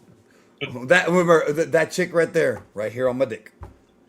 There's so many lines in that movie, bro. Now, do you think that "Let's Get a Taco" line would have popped the Uber driver? Not as much as Joe Cabot, bro. No, that's gonna pop anyone. This ain't a damn city council meeting. All right, we got 2 more super chats, and we're gonna get to Brock and Punk. I mean Roman and CM Punk. Have y'all ever seen that episode of Baywatch with Hogan almost dying from a flying jet ski? I saw the one with Hogan and El Gigante, bro. and Savage against Flair and Super Vader. I saw that one, bro. No, I saw the one with El Gigante where he's kind of like playing like a little fella, and he wasn't playing. and then they throw him into the water, bro, in a big old lug. A big old lug of 8-foot lug just goes into the water. How you doing? And they just push him in. Bro, my favorite episode of Baywatch is the 13 episodes called Thunder in Paradise, bro. That's my favorite. Thunder in Paradise. By the way, Nasty getting a payday, bro, for no reason. Of course, he's Hogan's boy. Let me tell you this, bro. You know I have every episode of that show, right? Why, bro? It's unwatchable. It's horrible, but that's why. It's horrible. Bro, remember in Loaded Weapon 1 where Emilio Estevez... you're taking me back now. Why does that movie not have a Blu-ray? I don't know, but I have the DVD. But when Emilio Estevez goes into his beat up little trailer, the little RV, and inside it's like a mansion and shit. Yes, classic. Like, they do the same shit with Hogan's boat. Like it's a little ass boat from the outside, and then he goes into the boat. And it's like a giant, like a bat cave. Giant bat cave, bro. Yeah, yeah. No, they did that in WWE. Remember, the Triple H and Shawn went under the ring, and it was a whole universe it was a portal to the mini world. Of course, bro. The midget from my Discord server, I showed him that, bro, and he popped. And then Hornswoggle drew a line in the fucking wall, and he went through it, but Carlito couldn't go through it. That's right. That's a classic KLB bit that really happened. All right, thoughts on Phil Mushnick and how his articles affected the business then and now. And Admiral Akbar, thoughts on Breaking Bad after 13 bro, years. This motherfucker comes in with like a real question, bro. That pops me. Yeah, I don't know how to answer. I mean, Phil Mushnick's been gone. Is he dead? Like I haven't heard that name in years. I'll answer this because it's important. It's kind of like a product of its time because historically what happened was that we lived in another time back then where people would read more. They would read the newspaper, the magazines, and it's not because now people are dumber, although there's a case for that. It's more because the internet wasn't an option back then, or different distractions were not an option back then. YouTube wasn't an option, the internet, Fortnite, whatever the case may be. So people would get their entertainment from like magazine articles, newspaper articles. And this guy Phil Mushnick, he had a vendetta against Vince McMahon. He did not like him. And there's history there that I won't get into now just to simplify this. He really did not like him. Correct. And so Phil Mushnick would write these editorials condemning the WWE for different things. You know, whether it's violence, promoting to kids.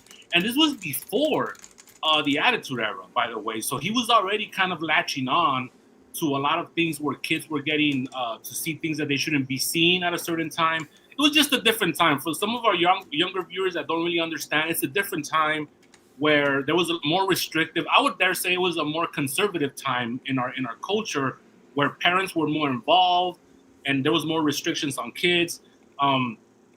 Even like myself, and I'm sure Danny, like we didn't get to see like a naked woman either maybe till I was like 11.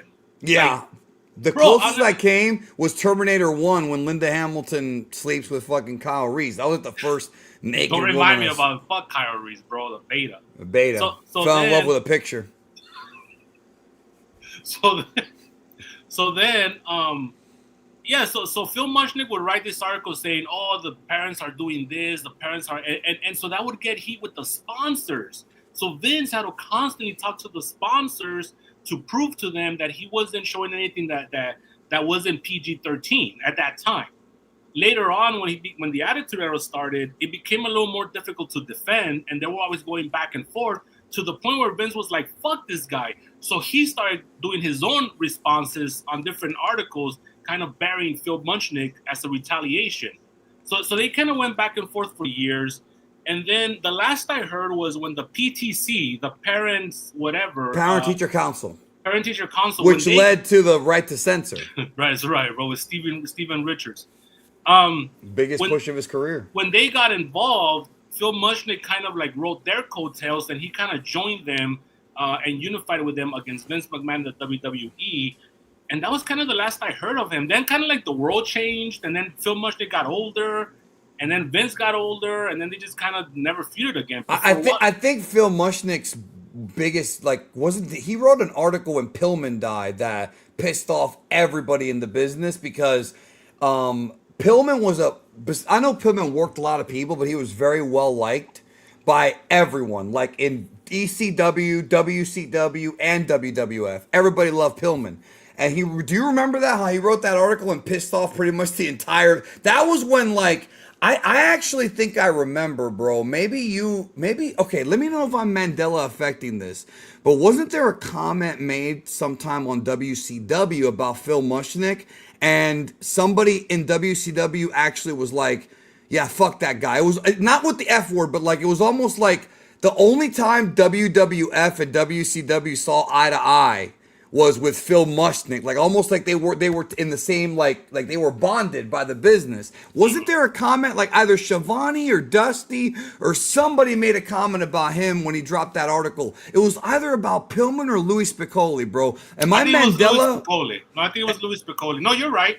I don't remember it. Also, I don't remember. It was like on a Saturday night or a Thunder. Mm-hmm. It wasn't like a big thing, bro. It wasn't fucking ECW4. Who? No, but and they would always give shots to Phil Mushnick on the air. Both companies actually, but mostly Vince, WWE. Because during the steroid trial, he was writing an article in the Post like every other week. He was writing them hard, bro. He was writing it during the steroid trial. Isn't it true that people think that he was the one that got the FBI's attention? They used to think that, but that wasn't him. Okay. Well. Yeah. Yeah. So, yeah, and then he says Admiral Akbar's thoughts on break. Who the hell is Admiral Akbar, bro? Admiral Akbar was from Star Wars, but I don't know what he means. No, I know that was from Star Wars, bro. He got killed in Last Jedi, bro. He got blown out of the window. Bro, with no fanfare, which is sad because he's a big character. Yeah, Breaking Bad after 13 years. I mean, the show ended 13 years ago? I think it did. Yeah, I mean, right? I could give my thoughts on that. I mean, the show's historical. The show's amazing. The show, it's pioneer. There's never been a show like that. I mean, Better Call Saul was good, but I don't think it was as good as Breaking Bad. Well, you still said The Wire's your favorite. You said that? The Wire's still my favorite show of all time, I would say. With Michael B. Jordan in season 1. Season 1, bro, a little kid. But Breaking Bad is up there. Breaking Bad's in my top 5 for sure. Maybe even number 2 if I think about it long enough. I don't know, maybe. But great show, man. Very rewatchable. A lot of mythology in the show. You could dissect every episode. That's a show where it's not all black or white. There's a lot of nuance in every character, the motivations, and you start to wonder, did they do the right thing, the wrong thing? It's an amazing show. It's got some great heels, some great baby faces. Yeah, so I miss it. And again, nothing has been able to top it, in my opinion. This is from Bone Crusher. This is an interesting question. What are the essential WrestleManias every fan should watch? All of them, bro. All of them are on Netflix. Now, I knew you were going to say that. And I want to watch the best important ones. Well, I'm going to say this. I have some bad news for you, as Wade Barrett would say. Yes, you can watch them all on Netflix, but here's the problem. Gino, bro. Gino Monsoon. You get Gino Monsoon in the first 8. Here's the problem. I mean, a little bit 9, but here's the problem with watching them on Netflix. No matter how much you pay Netflix, you're not going to get Limp Bizkit Kid. And that's really like, that's the real reason to watch them, bro, is you need to. Yeah, but you are going to get Jonathan Taylor Thomas beating Bob Backlund in chess. And you're going to get Steve Martin. That wasn't Steve Martin. That was, Steve.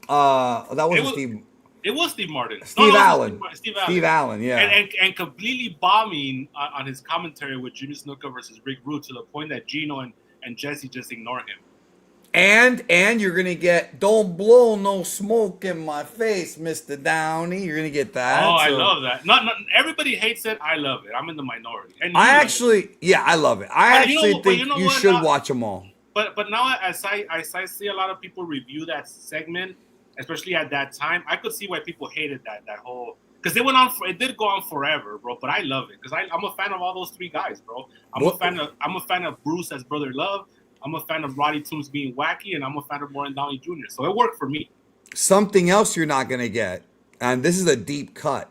You're not gonna get the DX band saying the Star Spangled Banner, bro. There's one, but that's not the one I was gonna say, but it's similar. You're not gonna get the original opening to WrestleMania 5 where Rock and Robin fucked up the national anthem or the America the Beautiful and they had to start over again. That's only in the pay-per-view version. Yeah, or Finkel calling King Haku King Tunga in the same show.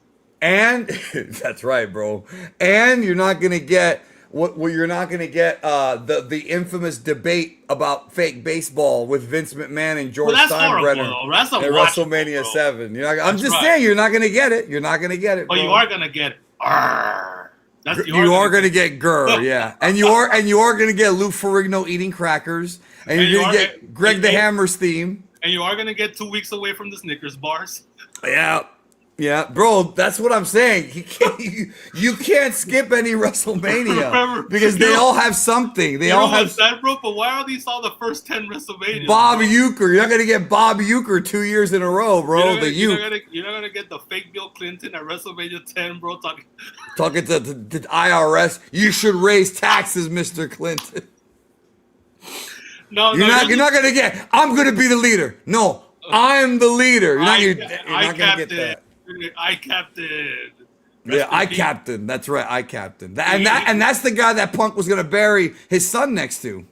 No, that was the other one. It was the other Wild Samoan. I thought it was Sika. I'm pretty sure that was Sika, bro. But that's awful, bro. The I captain. That's awful. Oh, I thought that was Sika. Okay. I captain. Oh, that's right, because the awful one's Din Din. That's right. Now, if you watch every SummerSlam, you're not gonna get fuck it, unfortunately.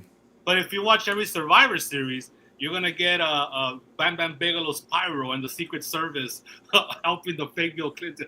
Go down, sir! Go down, sir!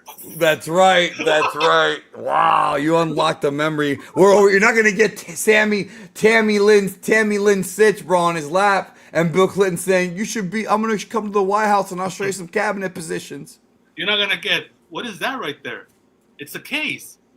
And it's closed. The case is closed. Yeah, you're not gonna. You are gonna get that. No, you are gonna get that because that's on there. Bro, you are gonna get Chuck Norris kicking Jeff Jarrett and him doing a backflip, bro. On his head, not on his head. On his head, bro. For a while, his head is on the floor. A Jacques Rougeau move. And his feet is way up there, bro. Yep. That's why we love that guy, bro. Why is it every time that they would play Jeff Jarrett's theme song, bro? This man would go, we'll leave the light on for you. Like, he just did that every time they were playing. It's like a hotel. It's a Motel 6 thing. Yeah, I think he thought the song sounded like that theme song because he would say, we'll leave the light on. It's like when Sparkplug would always come out, like, start your engines.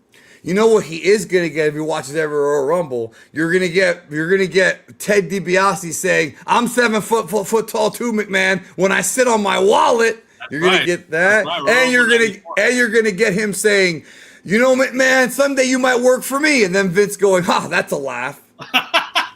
He broke character. Very inside, bro. He didn't want to sell for, bro. He did not want to sell that. McMahon did not want to sell for his own creation, which was pretty much himself. Oh, he saw himself. He wouldn't sell for that, bro. No, but here's what pops me because I just saw this show last night. Mm-hmm. You have it.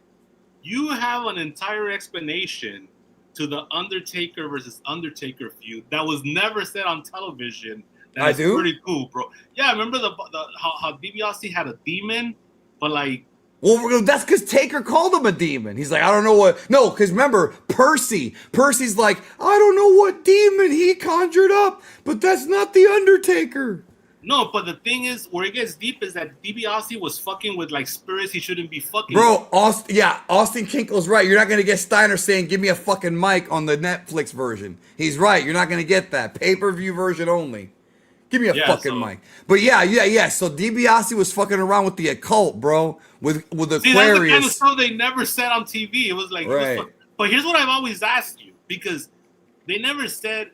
Did DiBiase get played? I think he got played, bro. That's where it gets deeper. Well, remember, bro, the devil plays everybody. That's what I'm saying, bro. He thought he had the real Undertaker. He didn't know it was Brian Lee. You know what I'm saying? No, I don't even think anybody knew it was Brian Lee, except Dave Meltzer. I don't even think. Remember, not even. Dundee, bro, remember, not even Brian Lee knew he was Brian Lee, because remember the story about how he got arrested for domestic violence and he went around saying he was the Undertaker, and then me, Mark, called him and said, "Stop saying that. Stop saying that, bro." That's a true story. He's lucky he didn't serve Bear after him, bro, to teach him a lesson. Bear would have fucking got in his ass, bro. But remember, now what do you think about my idea about giving Bear a payday to fucking him and fucking Danhausen, bro? That was for Danhausen. I thought it was for Javon Evans, bro. What? What are they gonna? What are his plans? Are they gonna put him against Kofi at WrestleMania? What's going on here? They're gonna start the streak. All right, so let's be serious for a minute, as Lance Storm would say. But you should watch all the WrestleManias. If you have time, watch all the WrestleManias. If not, you gotta watch the main event of 5, watch all of 7, watch 10, all of it, watch 17, all of it, 19, all of it. Watch the co-main event of 13. Oh yeah, that's probably one of the greatest matches of all time. That might be the best WrestleMania match. It's up there. Yeah, and then what else would you say? All of 17. Watch Taken Sean, of course. Taken Sean. Yeah. You can watch 2, but the first one's the historical one. Well, I watch both. Watch WrestleMania, the one I went to in LA, bro. That was a great fucking show. 31, and 30 and 31. That has a great Charlotte versus Rhea match. That's that Cody. 30, 31, but then we get to the 8-hour ones. 32 to 35 are the really long. Well, don't ones. watch 32. There's nothing. I mean, what are you gonna watch in 32, bro? There's nothing to watch when you think about it. You're probably right. And then 33 was in Orlando. Watch, Goldberg and Brock was 6 minutes, and it was the best 6-minute match ever. 17? Yeah, 2017. Yeah. 33. And then 34. I used to like that show, bro, but I don't like it as much anymore. I used to like that show. I was there, bro, and it was a trip because the NXT guys were all behind me. But who was it wasn't a star now? But it was no, there was fuck the Revival was there, but was Roderick Strong there? Roddy Strong, bro? No, but Garganus was behind me, bro. Who's being booked like a complete beta now. Also, okay, hold on. Was Ted Taker from the Tunnels of Typhon then? No, not Taker, bro. The Demon from SummerSlam '94. Taker's from Death Valley, California, and he's a casket maker. That's his job. That's right. He helps out families in need, bro.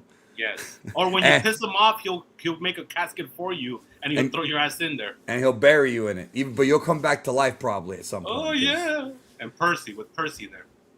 I was at 33 too. Yes, you were. That was in Orlando. Then 34 has a really good Charlotte Asuka match, but that show's not very well received. But that's the wacky thing. I was sitting in front of NXT at 33. At 34, I was about 6 rows in front of Tanahashi because they had the New Japan show that weekend. Do you remember the New Japan show? And I don't know if you remember the show itself, but in New Orleans, they started doing shows. Yeah. Well, they would always piggyback with WrestleMania for a while. You went to one of them, right? The New York one with Okada and Jay White. At the Garden, bro. At the Garden, yes. Yeah, D saw me crossing the street on the way to the stadium. That's right. I was in the car with JD, bro. I remember that. Me and Sports Guy have something in common that you don't. We've both been to the Garden. That's true. And I saw Tonga at the Garden, too. I've been to the Tokyo Dome. Let's not forget that. For Wrestle Kingdom. I mean, I've been there, too, but not for wrestling. But here's the sad part. We're never... been to the fucking roller coaster. No, I haven't, but here's the sad part about what I just said. We're probably never going to get a Wrestle Kingdom like that one ever again, bro. Not with the way things are going now. You know what I'm saying? When Omega retires, we'll get it. Maybe that 1 year. No, maybe that 1 year. So, okay. Last topic of the night, bro. CM Punk, Roman Reigns. Last couple of weeks saw Punk comment on burying you next to your father. I'm like, is he going heel? I don't know. Then we had the follow-up with the Usos. Didn't think that was all that great, but I actually understand how the story is going because Punk is pissing off the entire family. So even the family members that like him are eventually going to turn on him. And that seems like, wait a minute, hold on. I went into the Garden. I went into it, but I didn't actually go to a show at it. Well, that doesn't count. So there's that, and then last night on Raw, Roman Reigns called him old. I'm summarizing it. Punk hit him, and Roman kind of laughed at him. What do you think about this, bro? I have weird feelings about this match. I don't know how I feel about it. What do you think? I mean, they're trying to do that whole work shoot thing. Like I said in the last episode, I think they're gonna try to do that a little bit with every main event match at Mania. But this one in particular, they're really kind of jamming it in there. Except this past week, it was a lot of like work shoot with like nothing really real. It was like fake, real information. And so I don't know. I think they're just gonna go back and forth. And 1 week, one guy's gonna get the upper hand. The next week, that person's gonna get the upper hand. So for this particular time, Punk got the upper hand. But then really, if you want to think about it deeper, Roman really got the upper hand. At the end. Roman was laughing at the fact that he triggered Punk by calling him old. And I think the idea, now look, I think the idea is that when Punk told Roman, I'm burying you next to your father, Roman should have smacked the shit out of him, and he didn't. And all Roman had to say was, you're old, which is worse than the father insult. He got under Punk's skin. So I understand that. However, here's my problem with that. Roman Reigns' character has never been to be that kind of guy. That there's other kinds of characters in wrestling who are instigators like that. That's never been Roman Reigns' character, whether it's the big dog or the bloodline. So it's like they're making Roman out to be this like, I don't know how you call it, like the sort of arrogant, like I'm like that's more of a Nick Bockwinkel thing to do. You understand what I'm saying? Yeah, but it didn't start this week. They started that whole gimmick when he said, remember he said a couple weeks ago how they went to him to approve CM Punk coming into the company. And that was weird too, because it makes him almost like a company, like a corporate guy. Yeah, like, so he's been doing that. He's been doing the whole like, I'm above, like we were talking about the tunnels of Typhon. Like Roman is the elder god. He's even above like the regular gods. You know what I'm saying? Yeah, and he's more evil. I mean, I guess, but well, no, that's what Bill Shoblin's thing said. No, but Roman is above. Like he's an all-seeing person instead of just being like a regular guy in the roster. Right. And that's he's got political power, which is true. So the gimmick to me is that he keeps on saying, "There's nothing you could do to set me off." He told him that on Monday. Nothing you could do to set me off.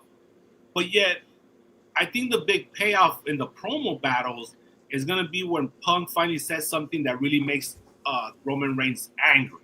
What do you think that is? I don't know, bro. It's a good question. Because on Monday he says, "Oh, everybody says I'm a part-timer. That's not gonna get me because I'm the father of the year.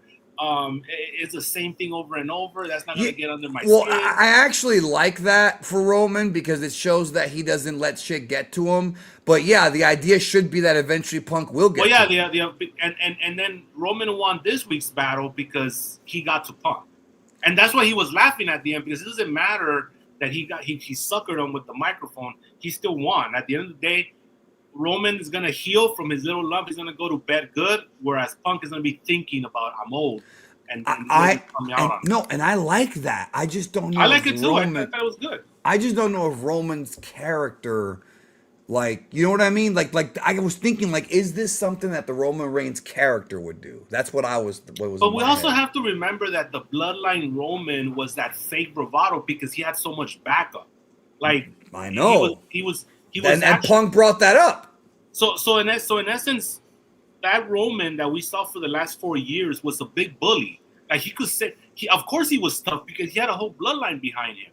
So he could say whatever the fuck he wanted. Well, and he never had to pay the consequences because he had all this group of guys that would take care of it for him.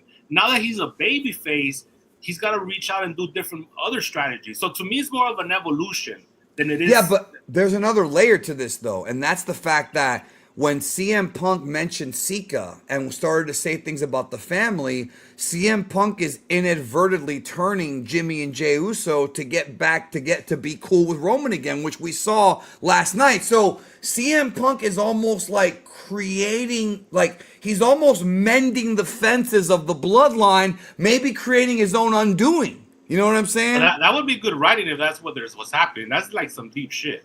I don't know the fan. Well, I am a great booker, but I don't know if the fans would get that, bro.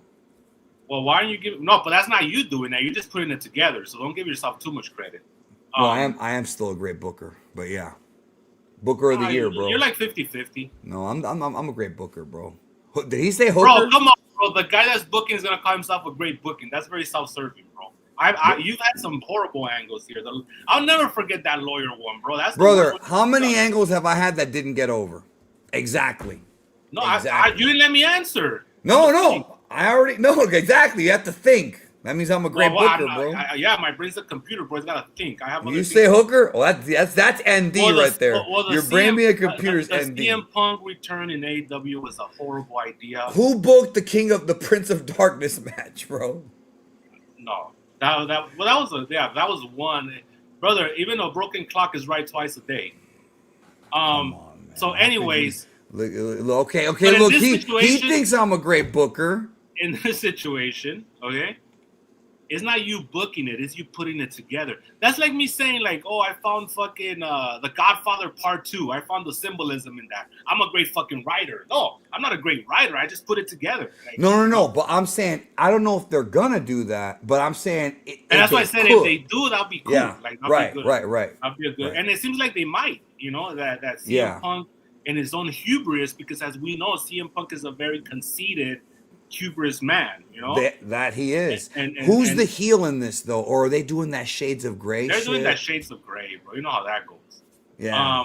And then so I like this promo. It wasn't the best. I like the first week one was really good. I thought week one was really good.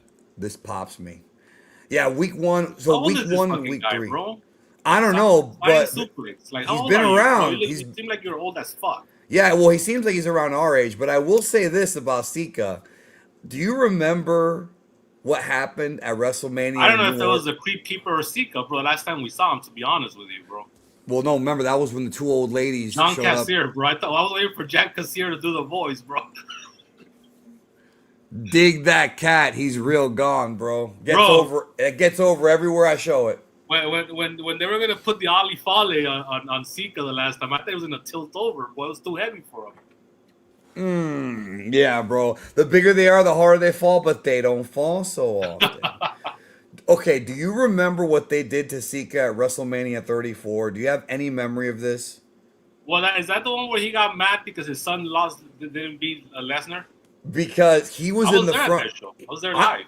You were at 30. I was there at 34. Oh, no, I was there. I was at 31. Well, you were at 31. I was at 34. Yeah, so he was in the front row with the whole, like, the family, the bloodline, right? And the whole night was being built up like Roman was going to get coronated for real this time. And then he lost. And they actually cut to him, bro. If you remember how weird that WrestleMania was. He's at the lawyer angle, bro, because he knows I was fucking stupid. No, that was a great angle. So, okay, so what happened was... Things are looking up.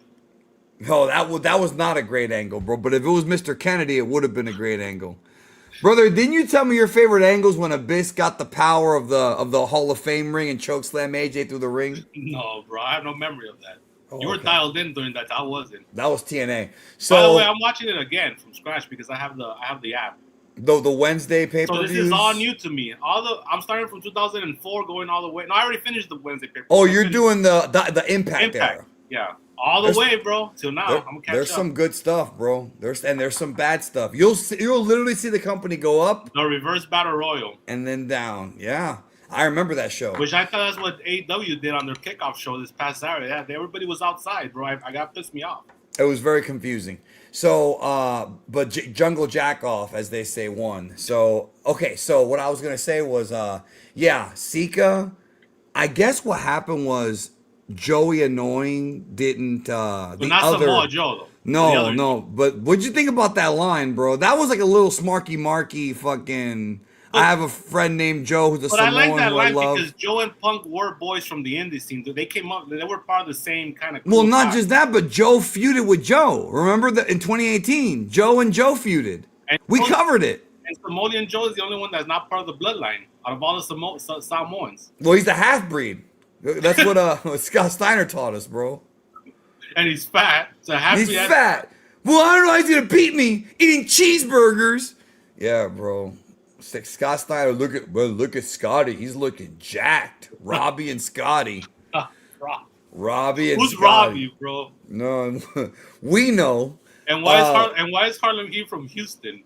Like, they look like a couple of... I think they're a couple country bumpkins from Houston. Hey, is Andre really your dad? Come on, man. Oh, come on. He popped them, bro, because he was laughing about it. He was laughing. So okay, so look at this. Abyss was very ND during that era. No, he's always ND. Watch Unreal on Netflix, I'm and sorry, you'll. Pritchard. I'm sorry, Mr. Pritchard. I'm sorry, sir. I'm really sorry. We got rid of the submission spot though. We got rid of that one. I was like, is he mad at me? No, it's okay. And William Regal has to come. It's okay. Is he mad at me? I try to come on. Let me ask you a question, bro. Who comes tomorrow? Let me ask you a question first. Okay. Who's more of a pussy on that show? Crystal Biz or the Road Dogg? No, bro. The Road Dogg cried over Ron the Truth Killings getting fired when you know Ron the Truth has a bunch of money stacked up. And he has that big old gut where he's sitting on the chair with. You know what? That's fat phobic. I shouldn't say that. No, the dietarily challenged people don't deserve your wrath on this show, bro. Now I have a big concept too, so yeah, shouldn't be talking.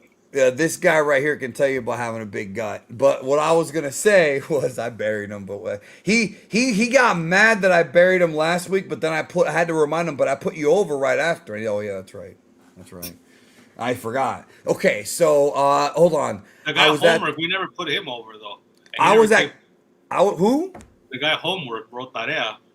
Oh, Tarea. We never saw what's his name, bro. Tyrese Gibson never came back, bro. I think Mark Sinclair called him and told him not to do a show with us because we call him Mark Sinclair.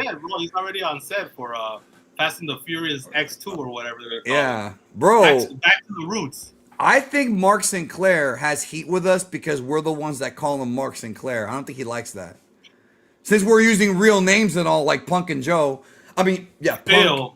Phil, yeah. Well, I like the fact that he calls him Phil, bro, because it's very condescending. By the way, I was not at this show because this is the same weekend as KamehamehaCon, and I wanted to watch it, bro, but nobody had Beta. I was hosting the show. How is that Beta?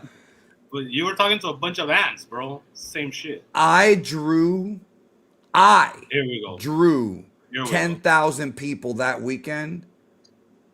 I drew 10,000 people to Dallas, Texas that weekend. Maybe to Texas de Brazil with all them fat people, but not. Wait a minute, hold on. You like that restaurant, bro? You like that restaurant? Don't start. I drew. I like Corral, bro. I outdrew a lot of WWE and AEW that year. I think I may have had more people at KamehamehaCon 1 than WWE had for Joe versus Joe. So look, Science Suplay here, even though he's like 45 to 55 years old, we don't know. He says that was your face reveal at KamehamehaCon. Not exactly. I showed my face a week before. Somebody did a picture of my face holding the Infinity Gauntlet, and I posted it on Instagram. I know. What about Dalasu, bro? Well, that was where KamehamehaCon was at, in Dalasu. Yeah, but you didn't drop more than he did. Then who? Nakamura? Yeah, he put like 20K in that little building, bro. Remember? Okay. Sami Zayn. Okay, I'll give him that. So he got you. He did. Well, I mean, we already knew he was lazy. With that awesome promo, Sami Zayn. Bro, this guy's only 36, but he's talking about stuff that happened like 25 years ago in your life, bro. He's a very devoted listener, bro. How is that possible? Haven't you noticed that we have those? People bring up shit that I don't remember. It's like don't drink your juice in the hood, bro, where the father's younger than the son, bro. That's right. I know a guy like that in my Discord, bro. No, that makes no sense to me. There's a guy in my Discord, bro. I don't know if he's in here right now. Games and Movies. Is he 400 pounds and or a midget? No, I knew you were going to say that. No, he's 36 years old, right? But he's a little kid, basically. He has bunk beds and shit. He's a little fella. No, are they shaped like a race car, bro? The bunk beds? No. I think Bon Jedi is the guy with the race car bed. But so this guy, they're both very similar, bro. But this guy, he needs to have a bedtime story read to him every night, bro. So, I mean, there you go. Very disturbing. That went from being funny to disturbing. Well, welcome to the Dragon Ball fandom. I've been listening since 2019. Well, but you had to have heard the older shows because some of the stuff you're bringing up is from the older shows. Bro, who's that one guy that we would say something from Nitro 2000 and he would quote the entire show? That's Rob McCabe. That's one of your favorites. We had a guy, folks, that he knew. Talk about being dialed. Remember, he would call in the Super Friends and cut a promo, and then Hamza would cut a promo on him and bury him. He had like 30 nicknames, bro. That's right. AKA R Fury, AKA, Rob McCabe. But that guy was funny because we was. He had a wacky voice. We would. He's not the one that sounded like Ellen DeGeneres, right? Probably. No. He probably did. Anyways, like Doc Marquis. Every time we would talk about Nitro from 2000, just a random thing. He would go on our KLB page and give us the entire script, like everything that happened, like that. He remembers that era better than either of us do. He's better than you are with TNA 06 to 2010, bro. Way better. Way Desmond Wolf. Yeah, that's right. Hey, I saw that. I went to go see that match with him and Angle, bro. Okay, so he's talking about how I was all over Alberto back then. Okay. Oh yeah, but he's a Haas though, so it fits with your gimmick. Now, what do you think? What do you think about the post? Go ahead. Okay, I was to say, what do you think about the post from Paige that I put on the KLB page, bro? From Paige. Soraya or no? No, not Dally, bro. Paige. I didn't see it. Sorry. Okay, I need to. Is she showing her tits? What? No, I need to find it, but my mouse is my computer's been acting very weird lately, bro. You need to build a new one. I do, actually. I probably do, anyways. Let me see if I can find it, bro. I thought you saw that shit, bro. If anybody wants to join our Facebook page, is the KLB. Just type in the KLB, send us an invite, and I'll let you in. Yeah, I'll actually. Don't go in there talking about Dragon Ball shit. Yeah, do not go in there. I'll kick you out of there, bro. Okay. Let me see if I can show. I'm gonna share the page. You have like 10 people here with the name Cyan, bro. They should be embarrassed. How do you think I feel? Cyan is like God. That's God mode. Nobody here is God mode. Well, they're coming. Well, they're marks for Dragon Ball. So, Cyan all right. Draven. Call me Cyan Draven from now on. So check this out. So this is the KLB page, right? What do you think about that? I was gonna actually put a thought bubble here of him saying his balls smell like elk, but I wound up not doing that. I should have done it, bro. Okay, this right here, bro. You want to read this? I can't read it. Okay. Can you see it there? Yes. My nipples got hard. My ass was getting sweaty. Female WWE star reveals her excitement on seeing a physically attractive male WWE star for the first time backstage. And that's Paige, bro. But was that Joey annoying? Why is he on the picture? I don't know. They just picked a random wrestler.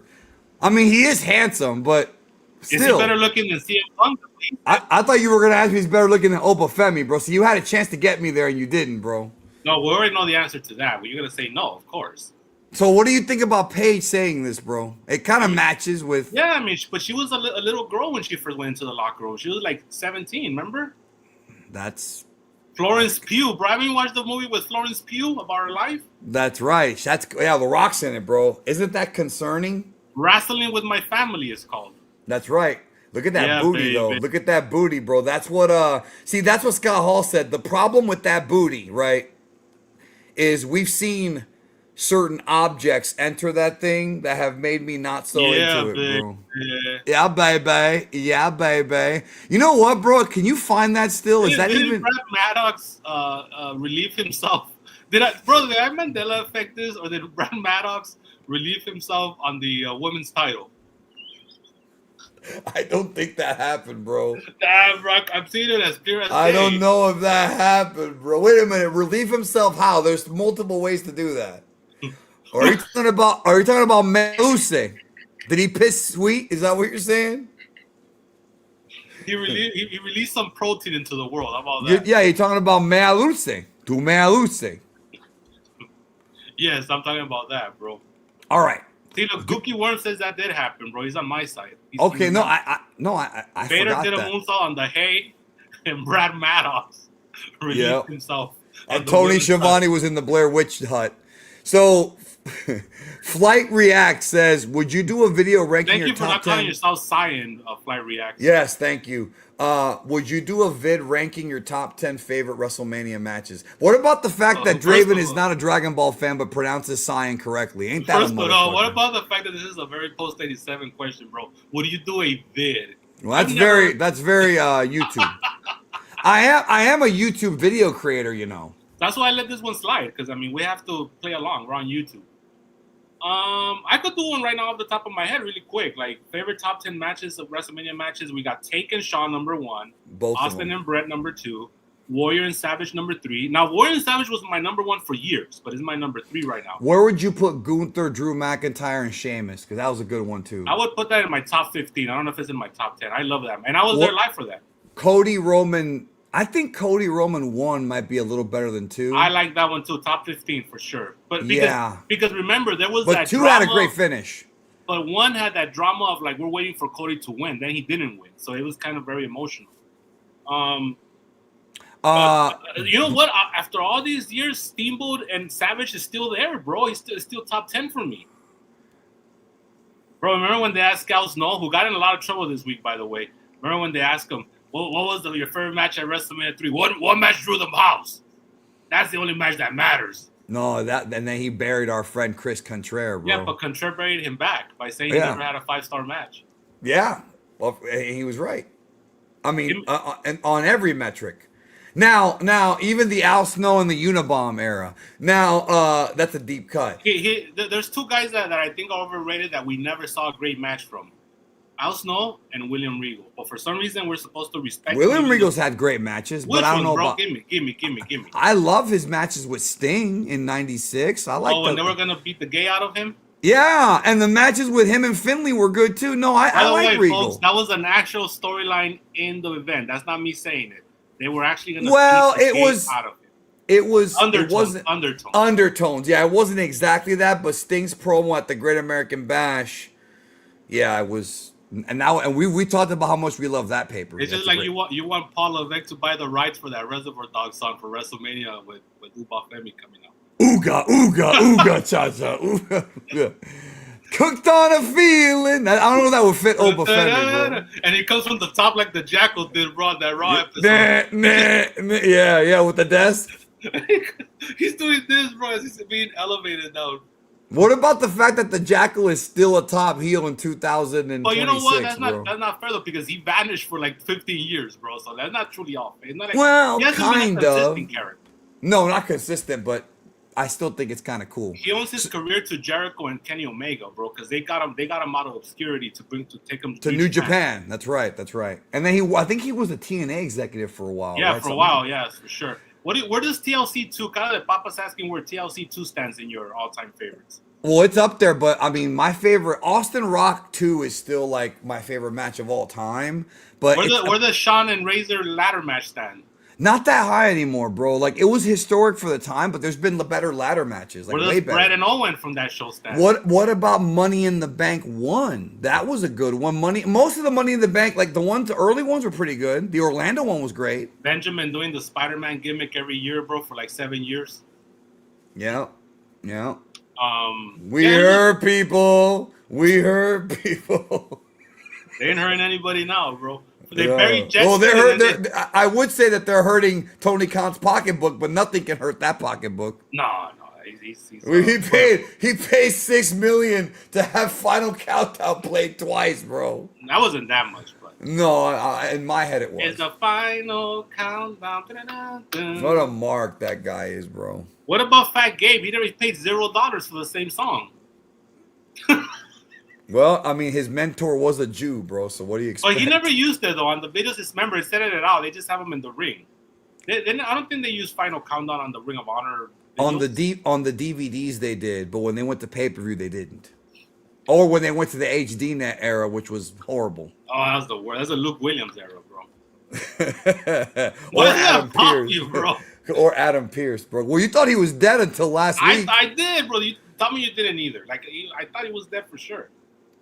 All right. So this question right here, bro, I think he's trolling you because I don't think you've ever actually called me geekdom ever in your entire life. And he's trolling me because he knows that this is a stupid question. So I think he's just fucking with you. But as far as WrestleMania... I want Mark Morrow to show up in Dragon Ball, bro. I heard that's going to happen. Is that true? That's true. Mark Morrow... Wild man Mark Morrow's going to show up. Next year, bro. Mark Morrow is coming, bro. Hopefully we'll see the Wild Thing. Maybe he'll bring Rena with him. We won't see Stable. That's a fact. Yeah, Rena, bro. Well, we won't see her, bro, until Brock shows up. He won't show up to Dragon Ball. We were just talking about that, bro. Anyways, so all right. So, is there anything you're excited for WrestleMania? I mean, I'm not super hyped for it. No. I'm sure it'll be a decent card. Like, What do you think about Rhea Ripley and what tits in a dick? What's her name? Jada Pinkett. Not Jada Pinkett. Jade Cargill. That was a Freudian slip. Jade Cargill. She's gonna be with Billy Zane, bro, and Demon Knight, bro. Well, she'll be with anybody not Will Smith, bro. We know that. That's right. He's a cuck. He is a cuck, bro. Who's a bigger cuck, him or Kyle Reese? Kyle You know what, bro? Reese, Kyle Reese killed Terminators. Fucking Will Smith couldn't kill time, bro. Nah, bro. But because look. You know that there was pieces of ass in the apocalypse that wanted to fuck Kyle Reese, and he would tell him no because he's in love. He only has eyes for one girl that he never met. Are you saying that he was a virgin when he got with her in the past? He says it. Remember, he says it in the movie. No, he doesn't. I've seen that movie a billion times. He says that he's been fighting his whole life and he's never been I'm paraphrasing, but he said, okay, well, she's like, was there someone special?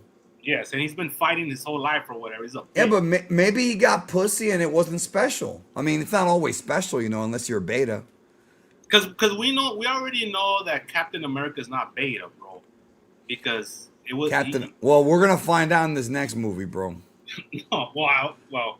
The top rumor now, I think I told you right, There's is a that lot of top rumors, bro. That's true. So the top rumor now is that the film's gonna open up with Cap, with Loki going to find Cap and telling him that the timeline that he's in is about to get incurred, and he's like, you can't stay here because it's gonna fuck up the timeline, and he takes Cap and Agent Carter and the kid to James. The name of the kid's James, to another timeline. So Loki saves them. No, that is part of the spoilers. That's the rumor. Yes, it's a rumor, but it's been verified by a lot of credible sources.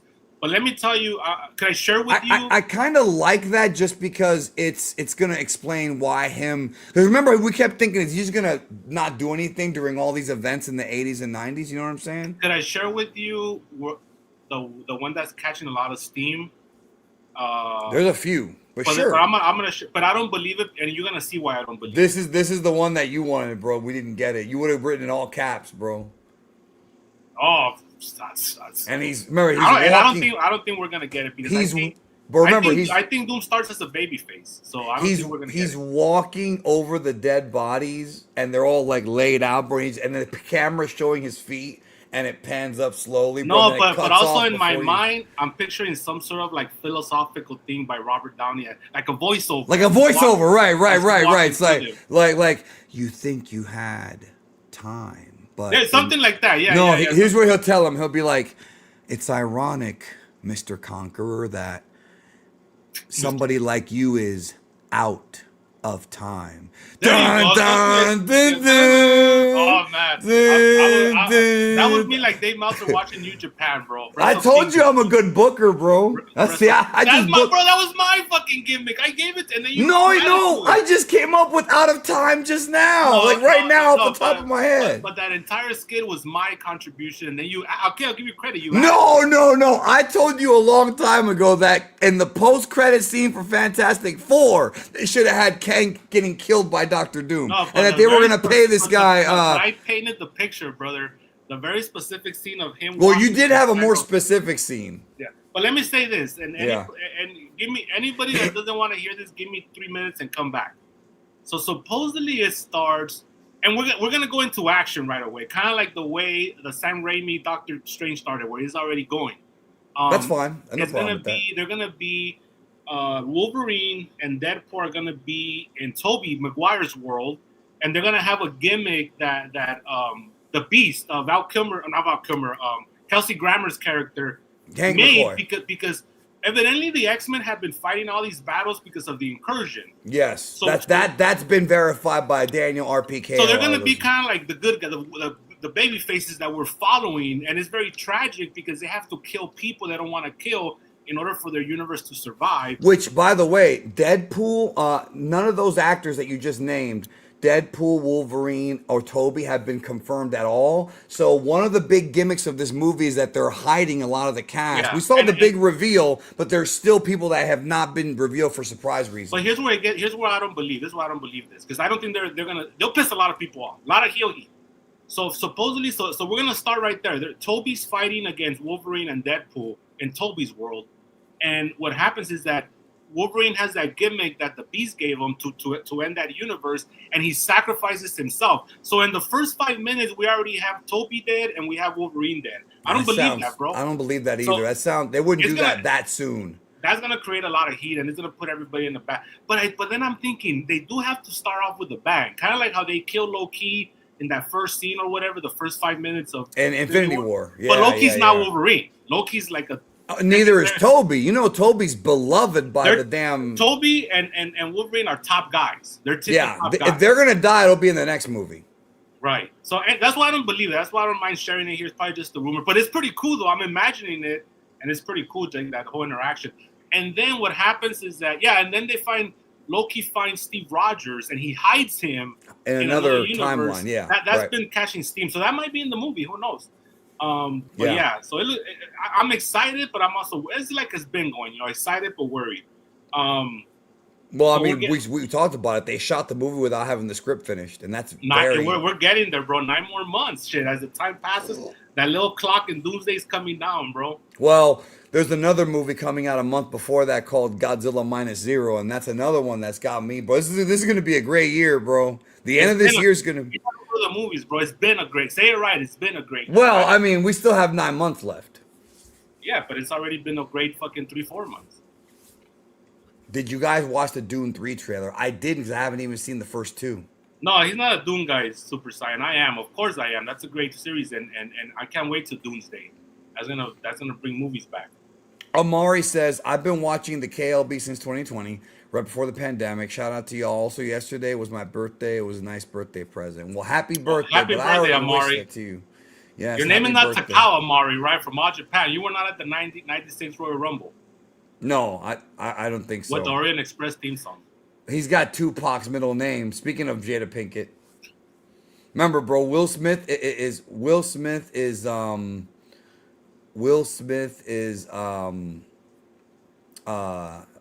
is he, bro? A beta male who's being cucked by a man who's been dead since 1996, bro. So what does that tell you? That's worse than Kyle Reese, I think. Man, it took you forever to give him that shot. Yeah. Anyways, I think we're done. Oh, wait a minute. Let me think. So, okay. So, yeah. So, let's talk a little bit about some of the teases. So, we got Raquel versus Io Sky is being teased for WrestleMania. That started this week. It was very lazy, bro, because Io Sky just came out with, like, no build-up. And she just, like, attacked Raquel, like, for no reason. Or Liv and then Raquel. So, it seems like that's the direction. Maybe it's a TV feud. Who knows? But to me, it was like, remember that WCW pay-per-view, bro, way at the end, where Mike Awesome runs into Conan in the hallway. He's like, "Do you have a match for the pay-per-view? No. Do you have a match for the pay-per-view? Let's go." And then they just start fighting, and then they have a match at the pay-per-view. That's what this reminded me of. Mordecai and Bob Holly on that Smackdown. They just start fighting. This guy just runs out, and then she just starts attacking Liv, and then she calls Raquel her match with what's her name, Stephanie Vaquer, and so that's the direction.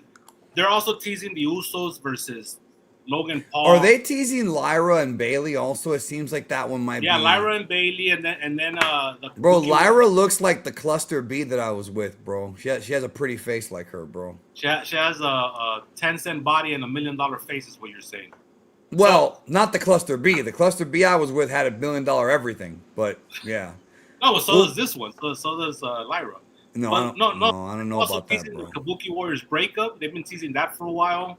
Yeah, but they can't. That's almost like too many matches for women. You said 6, right? So we're gonna have AJ Lee and Becky, right? We're gonna have Rhea and Jade Cargill, right? Yeah, the dick and no tits. Tits and a dick. Dick and no tit. That's someone else, bro. Tits and a dick. That's someone else, but it's not you. No, I got big tits, brother. Then we've got what do you call it? Stephanie Kerr and Liv Morgan.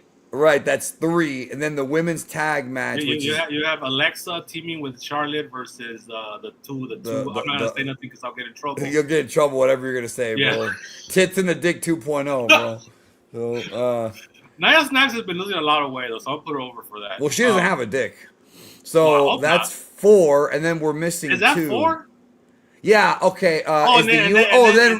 Julia and Tiffany. That's 5. That's 5. So we're missing 1.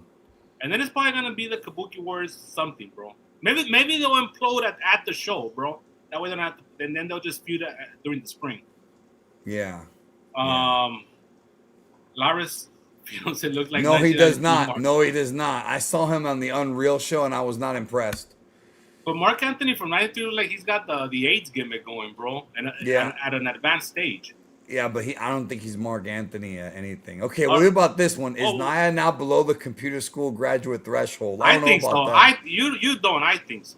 Well, let's just say that I've probably been with more computer schools than you have, bro, and I'm done with the gimmick. I've had enough. Willow and Nia are very much in that line where I would talk to them. I would try to pick up on. Not that I would be successful, but Harley Cameron's the one I like from that team. But she's a dime, bro. She's a dime. That doesn't count. I mean, it does count. She's a dime. You put her over. You put her over. Oh, she's a dime, but that doesn't count. No, we're going to somebody that got themselves out of computer school grad territory. Oh, okay. Yeah, I don't know if Harley was ever in computer school. Now, as far as TV, almost nobody's gonna get what we mean unless they're really, really, really hardcore. But that's on them, bro. That's why we have the archives. Yeah. But well, even then they might not get it, bro. Oh, here's one. Sammy Guevara's ex-fiance is a tier 1 computer. Yes, she is, bro. And he traded her up for a cluster B. That's right.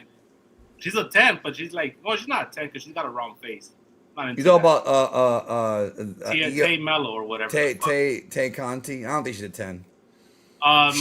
She's with Sammy, bro. She can't be a 10. She's done in AEW. No, Thunder Rosa just wrestled like 2 weeks ago. Like 2 weeks ago. Live. And she's kind of feeding on and off with Tekla. Tekla's somebody that's winning me over, by the way. And so so she's around. And as far as what I think of her, I mean, she's whatever. She's from Tijuana. I saw her when she was on the indie scene here starting out, so she's cool. She had a husband for a while, and then she divorced him. Well, that's very Mexican of her. So that's too bad, as you're gonna say. Too bad. I'm trying to think. What do you think of Drew and Jacob Fatu? Let's talk a little bit about that. We haven't touched on that. I don't know, man. Care. Like, I don't. Do you? Bro, what about you're talking about Roman? You're talking about Roman getting a character makeover. What about Jacob? He's nothing compared to what he was. That's weird. Like, he's not. It's like he's a guy. Like, he's like a happy-go-lucky Samoan. I'm like, what happened to that crazy dude that we saw in the beginning? No, bro, not just that. You want to talk about a fall from grace. Punishment Martinez 2 years ago was cashing in Money in the Bank and being world champion, and now he's teaming with R-Truth. Not Ron Killings. R-Truth, bro. What a fall from grace. But he's fucking not Sol Rucka. He's fucking Lola Vice. So I wouldn't be. He's still winning. He's a winner. He's still winning, but I don't know, man. Who was that fat MMA guy that used to dance with 3 Count, bro? What was his name? Tank Abbott, of course. Yeah, so David Tank Abbott, I remember he said, I must have been, 16 when he said these words. And they stood with me to this very day. I repeat them to myself whenever I feel down. So they interviewed him, and he lost the fight, because he always lost fights, bro. Yeah. And he's like, you know what? At the end of the day, I'm a winner in life. I don't give a fuck. Mm-hmm. That should never, to this day, bro, like, because at the end of the day, Punishment Martinez, you know what? He gets to go home to a warm bed. He gets his dick wet a little bit with a nice, very attractive woman. Cuban. And so he's a winner in life, bro. Probably has a hamburger con pan, which is the way God intended, and it's all good. By the way, I did send you a pic, and I did try a hamburger sin pan. I thought you said you had a con pan at the show last night or 2 nights ago. No. I went to Golden Corral. I sent you the pic, bro. That's right. That was Golden. Oh, I thought you were talking about when you went to the AEW show. Yeah, I did have con pan because I was like, I didn't like a sin pan. Now, I even tried to do that little gimmick where I put all the dressing. Right. The pickles, the tomatoes, but without the pan. And just try to cut through it. And it wasn't working out, bro. You need to pick it up and bite into it, bro. Have you done the gimmick at In-N-Out where you can get the onions? It's called like the you know what I'm talking about, right? Instead of getting bread, you get onions around it. It's a lettuce wrap. You get lettuce. No, but there's an onion one too at In-N-Out. It's got a name. It's like called like the Irish something. Yeah, if you ask them for it at In-N-Out, they'll give it to you. I never tried that. We're trying to get one built here, bro. I would love to do In-N-Out. Fuck that. So you're not into Jacob versus Drew McIntyre. Not really. Are you? No, I don't care. They also seem like they're doing a television feud what's splitting up the Motor City Machine Guns because they have Alex Shelley's kind of like. Who could possibly care, bro? Well, my whole thing is like at the very least keep them together. How could possibly care of Alex Shelley and or Chris Sabin as single stars, bro? Like no one. At least keep them together and give us good matches. Gargano also, bro. Like maybe he's waiting to join Ciampa, bro. He's waiting for his contract to run out. The Psycho Killer over in the other territory. Yeah. You know what was sad that I didn't see, bro? I didn't see Mark Briscoe. He didn't get booked on the show. I wanted to see him. You're right. He wasn't on. He's a good little worker. I could have sworn that he might have been on. Maybe I'm thinking of Dynamite. No, he was on Dynamite because they had that wacky 10-man match. Okay, let me see. Before we get out of here, we're not missing any questions, huh? No, I got them all. At least all the pay ones. Bailey couldn't be weak as AJ Lee. Bailey's kind of like what do we call it, bro? The gatekeeper. Yeah, the Gary Goodrich. The Gary Goodrich. That's right. Jake the Snake in like '89. Oh yeah, me too. I'm excited for Ready or Not Part 2 that comes out on Thursday actually, and Project Hail Mary. Bro, Project Hail Mary is a big deal, and you're not even aware of it. Why are people hyping that up so much? I was gonna ask. This is a great fucking movie. That's right. It's gotten great reviews. Ryan Gosling. Did you ever see the Martian with what's his name? With Pitt. The guy from the Odyssey. What's his name? Matt Damon. Yeah, I keep thinking Brad Pitt. Wait a minute, isn't that the fucking Once Upon a Time in Hollywood coming out? Is that like next month or the month after? That's in July. Oh, it's in July. Okay. But that's gonna be on Netflix. You can watch it at home. Right, and I'm gonna watch it. That and there's another movie on Netflix. You don't have to leave the comfort of your living room. You could just press the interactive button. Like Todd Pedophile would tell us back in the day. Yep. And later on, Doc Hendricks. Hakushi, bless you. Bless you. Yep, that's a classic. Against Hakushi. Bro, remember when he had the piano with all the sound effects, bro? Of course, bro. That's the Slam Jam. Tonight, we're going to have The Undertaker against the best there is, the best there was. Yeah, he was awesome, bro. He did that gimmick. Is he the longest tenured backstage guy from all these guys? Because Bruce got fired. I was probably Kerwin Seifels before he passed away, right? You would think. No, because he was already gone. He left in 2020. Yeah, but you mean still there now? Yeah. There's got to be There's got to be some camera guys or somebody like that. Stu, bro. Stu's been there for a while. Stu's been there forever. It might be Michael Hayes, bro. Where else is he gonna go? You think he's gonna go to AEW? Nah, he'll bump heads with. Before we get out of here, that's one thing I wanted to run by you, bro, because that is one thing that upsets me about WWE. It's so fucking patterned, dude. Like, and I think that's because it's the same feedback from the same people who are following the same Vince McMahon playbook, and everything is so patterned. Like the matches all look the same. The street fights all have the same formula. The candlestick, the trash can, a couple table spots.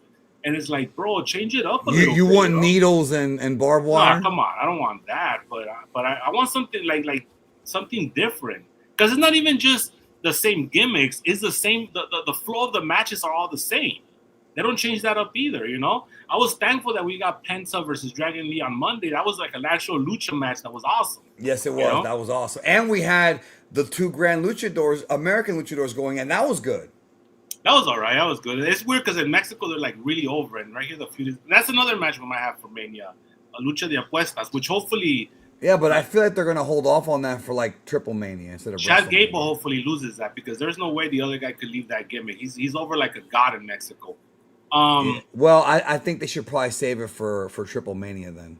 Are they gonna do that? Are they gonna do that gimmick, bro, where they did with the Yellow Dog and Brian Pillman, where it's like you're Brian Pillman, and then Brian Pillman comes out, bro. He's like, I'm right here. I'm not.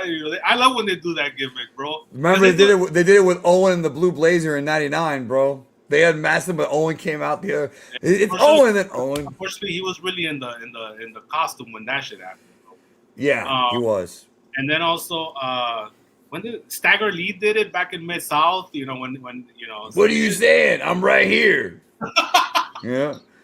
Well, you know that damn Stagger Lee. You know, I want to team up. We're gonna team up, me and Stagger Lee against the Midnight Express. We're gonna hook them up. One of the things that I love about wrestling, bro, is when they try to sell it to you. I don't know. I feel like it's very poetic sometimes what they do to that, like, because you have to buy into that shit, bro. Like you can't in your brain you can't be saying I'm bullshitting the audience right now because it comes out in every way, right? You have to. You have to be believable. You have to buy into that shit, like Austin cutting the promo on Brock. Yeah. Or like, OJ putting on the glove. Oh, like today when I was watching Survivor Series '94, and you know after they had that angle where Bob Backlund gets the title from Brett when Owen throws he forces his mom to throw in the fake towel. crying. Bro, Gino Monsoon cuts a promo afterwards, and he bought into it. He's like, "There's a lot of people, Vince.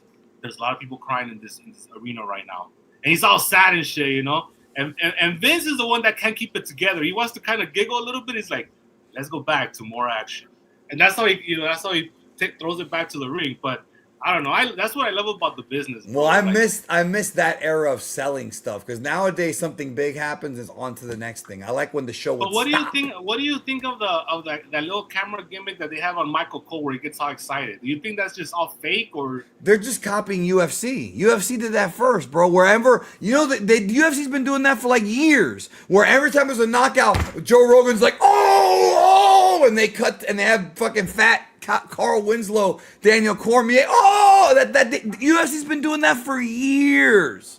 Yeah, but that's organic because it's not work. I know, but that's where they got the idea from. But I don't know. Okay, the camera part, yes. But what I'm asking is, I wonder if Michael Cole actually get excited? Does he actually get excited like that, or is he performing for the camera? Didn't he say on Unreal? Like didn't he say on Unreal they do keep him out of stuff? They do kayfabe him. I don't believe that, bro. I don't believe it either. Yeah, because they have to tell him like, hey, keep an eye out for this or that, or I don't know. I have no idea. What movie do you guys like more, Nosferatu or The Lighthouse? The Lighthouse is one of my favorite movies of all time, so I'm gonna have to go with The Lighthouse. Nosferatu was very well made. It was boring, but it was boring. Well, it was. I was gonna say it's very well made, but it's very long and it drags. I still think Bram Stoker's Dracula from '92 is a better adaptation. They're very similar. They just had one with. They had another Dracula, bro, like 2 months ago. Luc Besson directed. He's a good director. He's more of an action. He is good. Guy. And they also have don't they have like a Frankenstein with what was his name, bro? The Bride. It's called The Bride with Christian Bale. Guillermo del Toro, didn't he do one? Well, that's the popular one, but the one that came out like 2 weeks ago was The Bride, with it's the remake of The Bride of Frankenstein. Bride of Frankenstein, yeah. With Christian Bale playing the monster. Right. He does a good job, bro. Somewhat. Yeah, Willem Dafoe is in both of them. Yeah.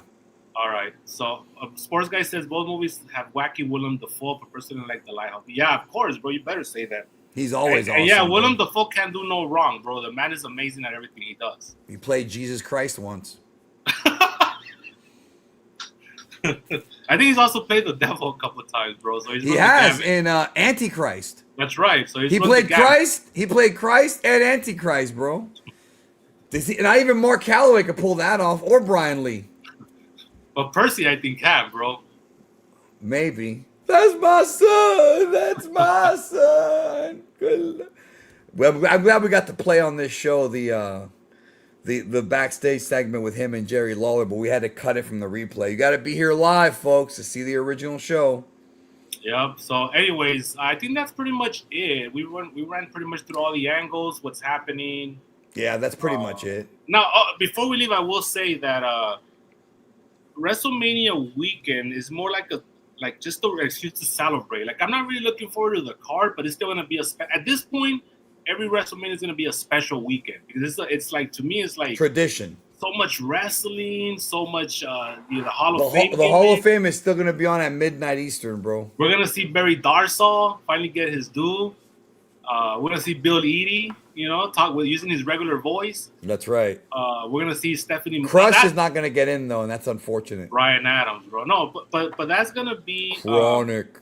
No, the one that's going to get annoying for us, bro, is Stephanie McMahon because it's going to be a lot of, like, that fake... Bro, she's the best. She's a legend. I can't. It's she's almost a nepo baby, bro. She's a nepo baby. It's almost as bad as Michelle McCool, bro. I so don't want.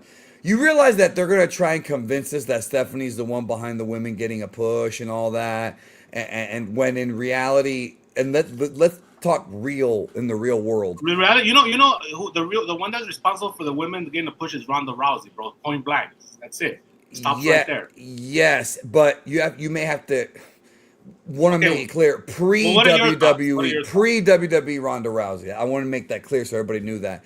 But no, what I was gonna say about the Stephanie thing is here's a bit of reality. When she was promoted to head of creative, ever since then, the popularity of WWE has gone down. And that's not even like a shot at her.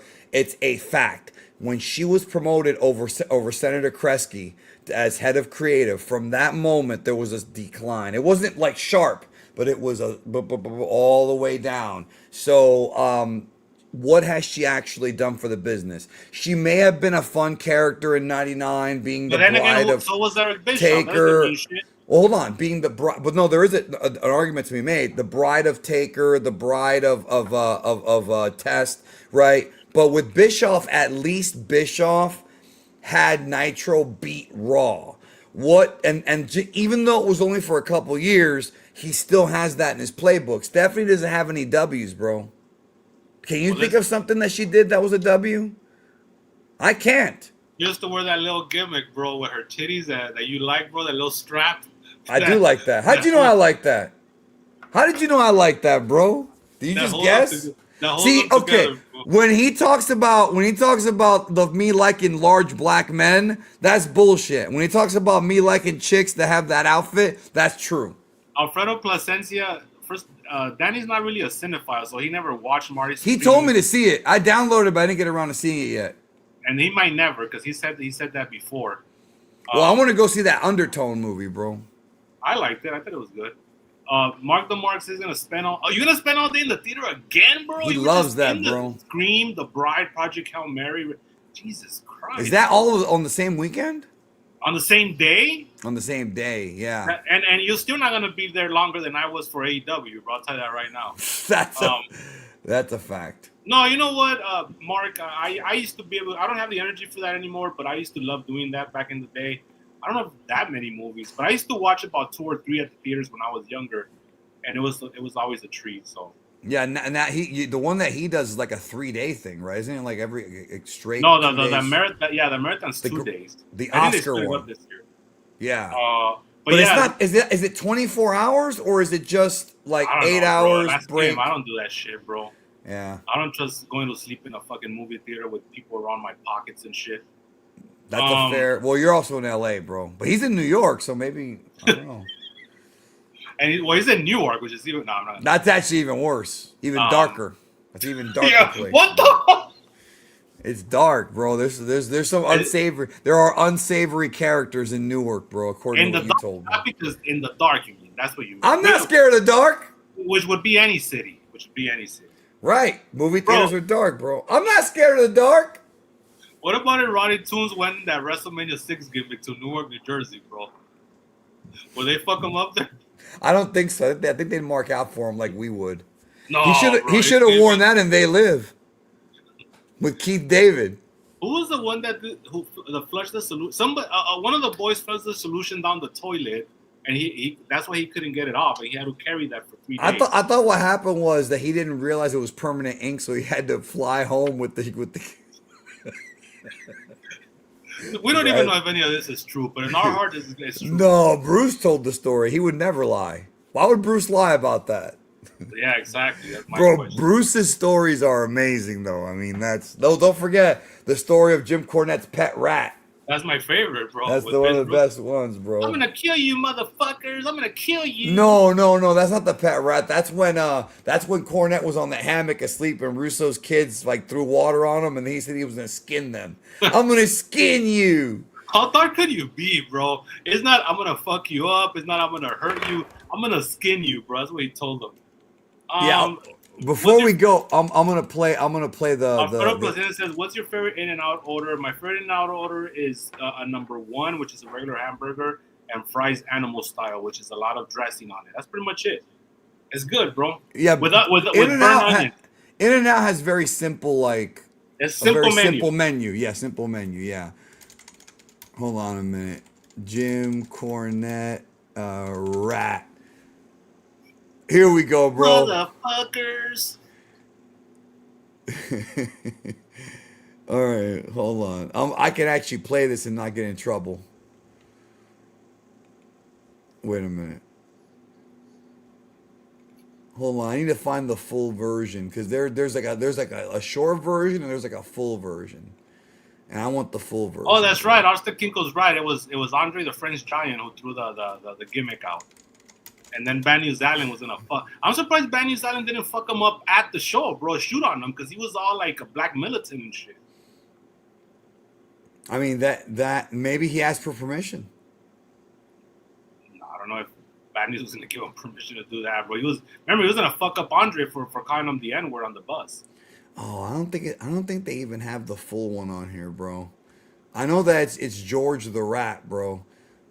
All right. See, the thing is, okay, I'm gonna play it, but no, this is not the full one. Okay, there's a video where he goes into George the Rat and the fact that he's like he died and he's all fucking sad about it, and him and Conrad laugh at it because they think they might have died of mesothelioma or whatever, bro. Bro, I'm gonna call it right now. You're going back to the theater for fucking the Odyssey, bro. That's how much of a poser you are. Me? Yeah. I mean, I'm gonna go see it, but I want to go see Undertone this week. All right, well, we'll see.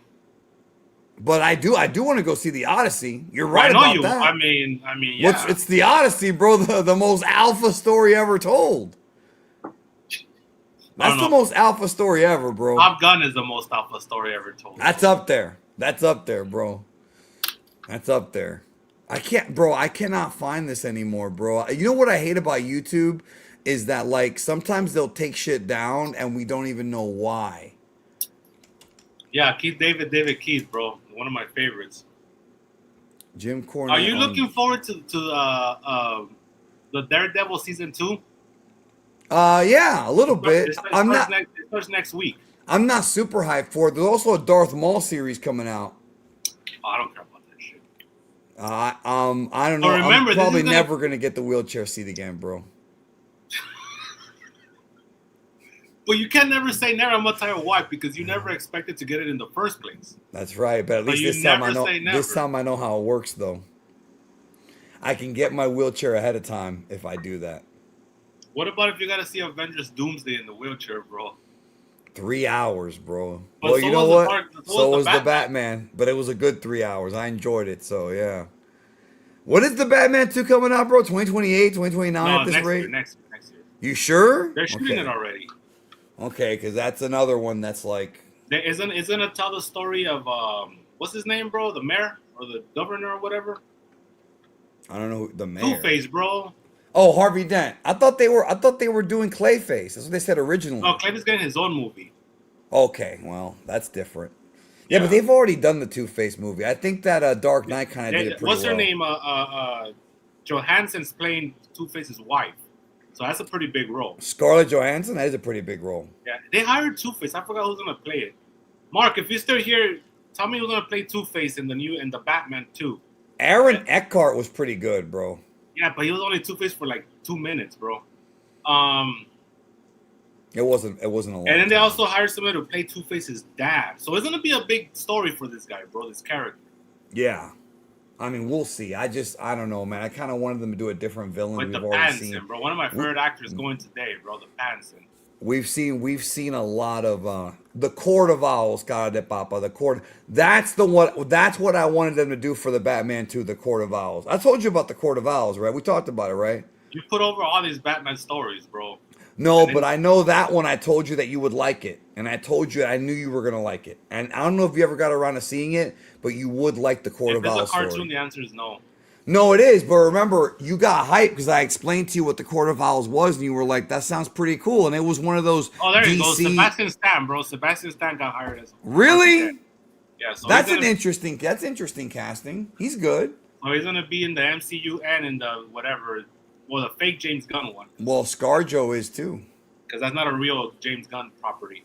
No, he's doing Brave and the Bold, which might have the Court of Owls, bro. The Court of Owls is awesome, bro. Like that. But then there's gonna be two Batmans, bro, running around at the same time. Not the same time. There were two Jokers.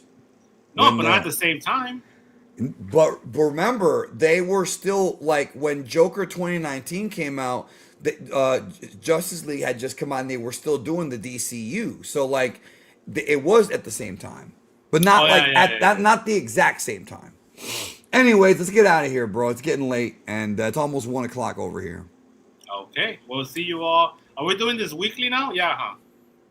We'll play it by ear. I don't see there being an issue as long as I know ahead of time what we're gonna do. So it's not a big deal. I have live streams this week, but yeah, no big deal. Extremes. Yeah. All right, y'all. Well, take care. Have a good one, and we'll catch you down the road.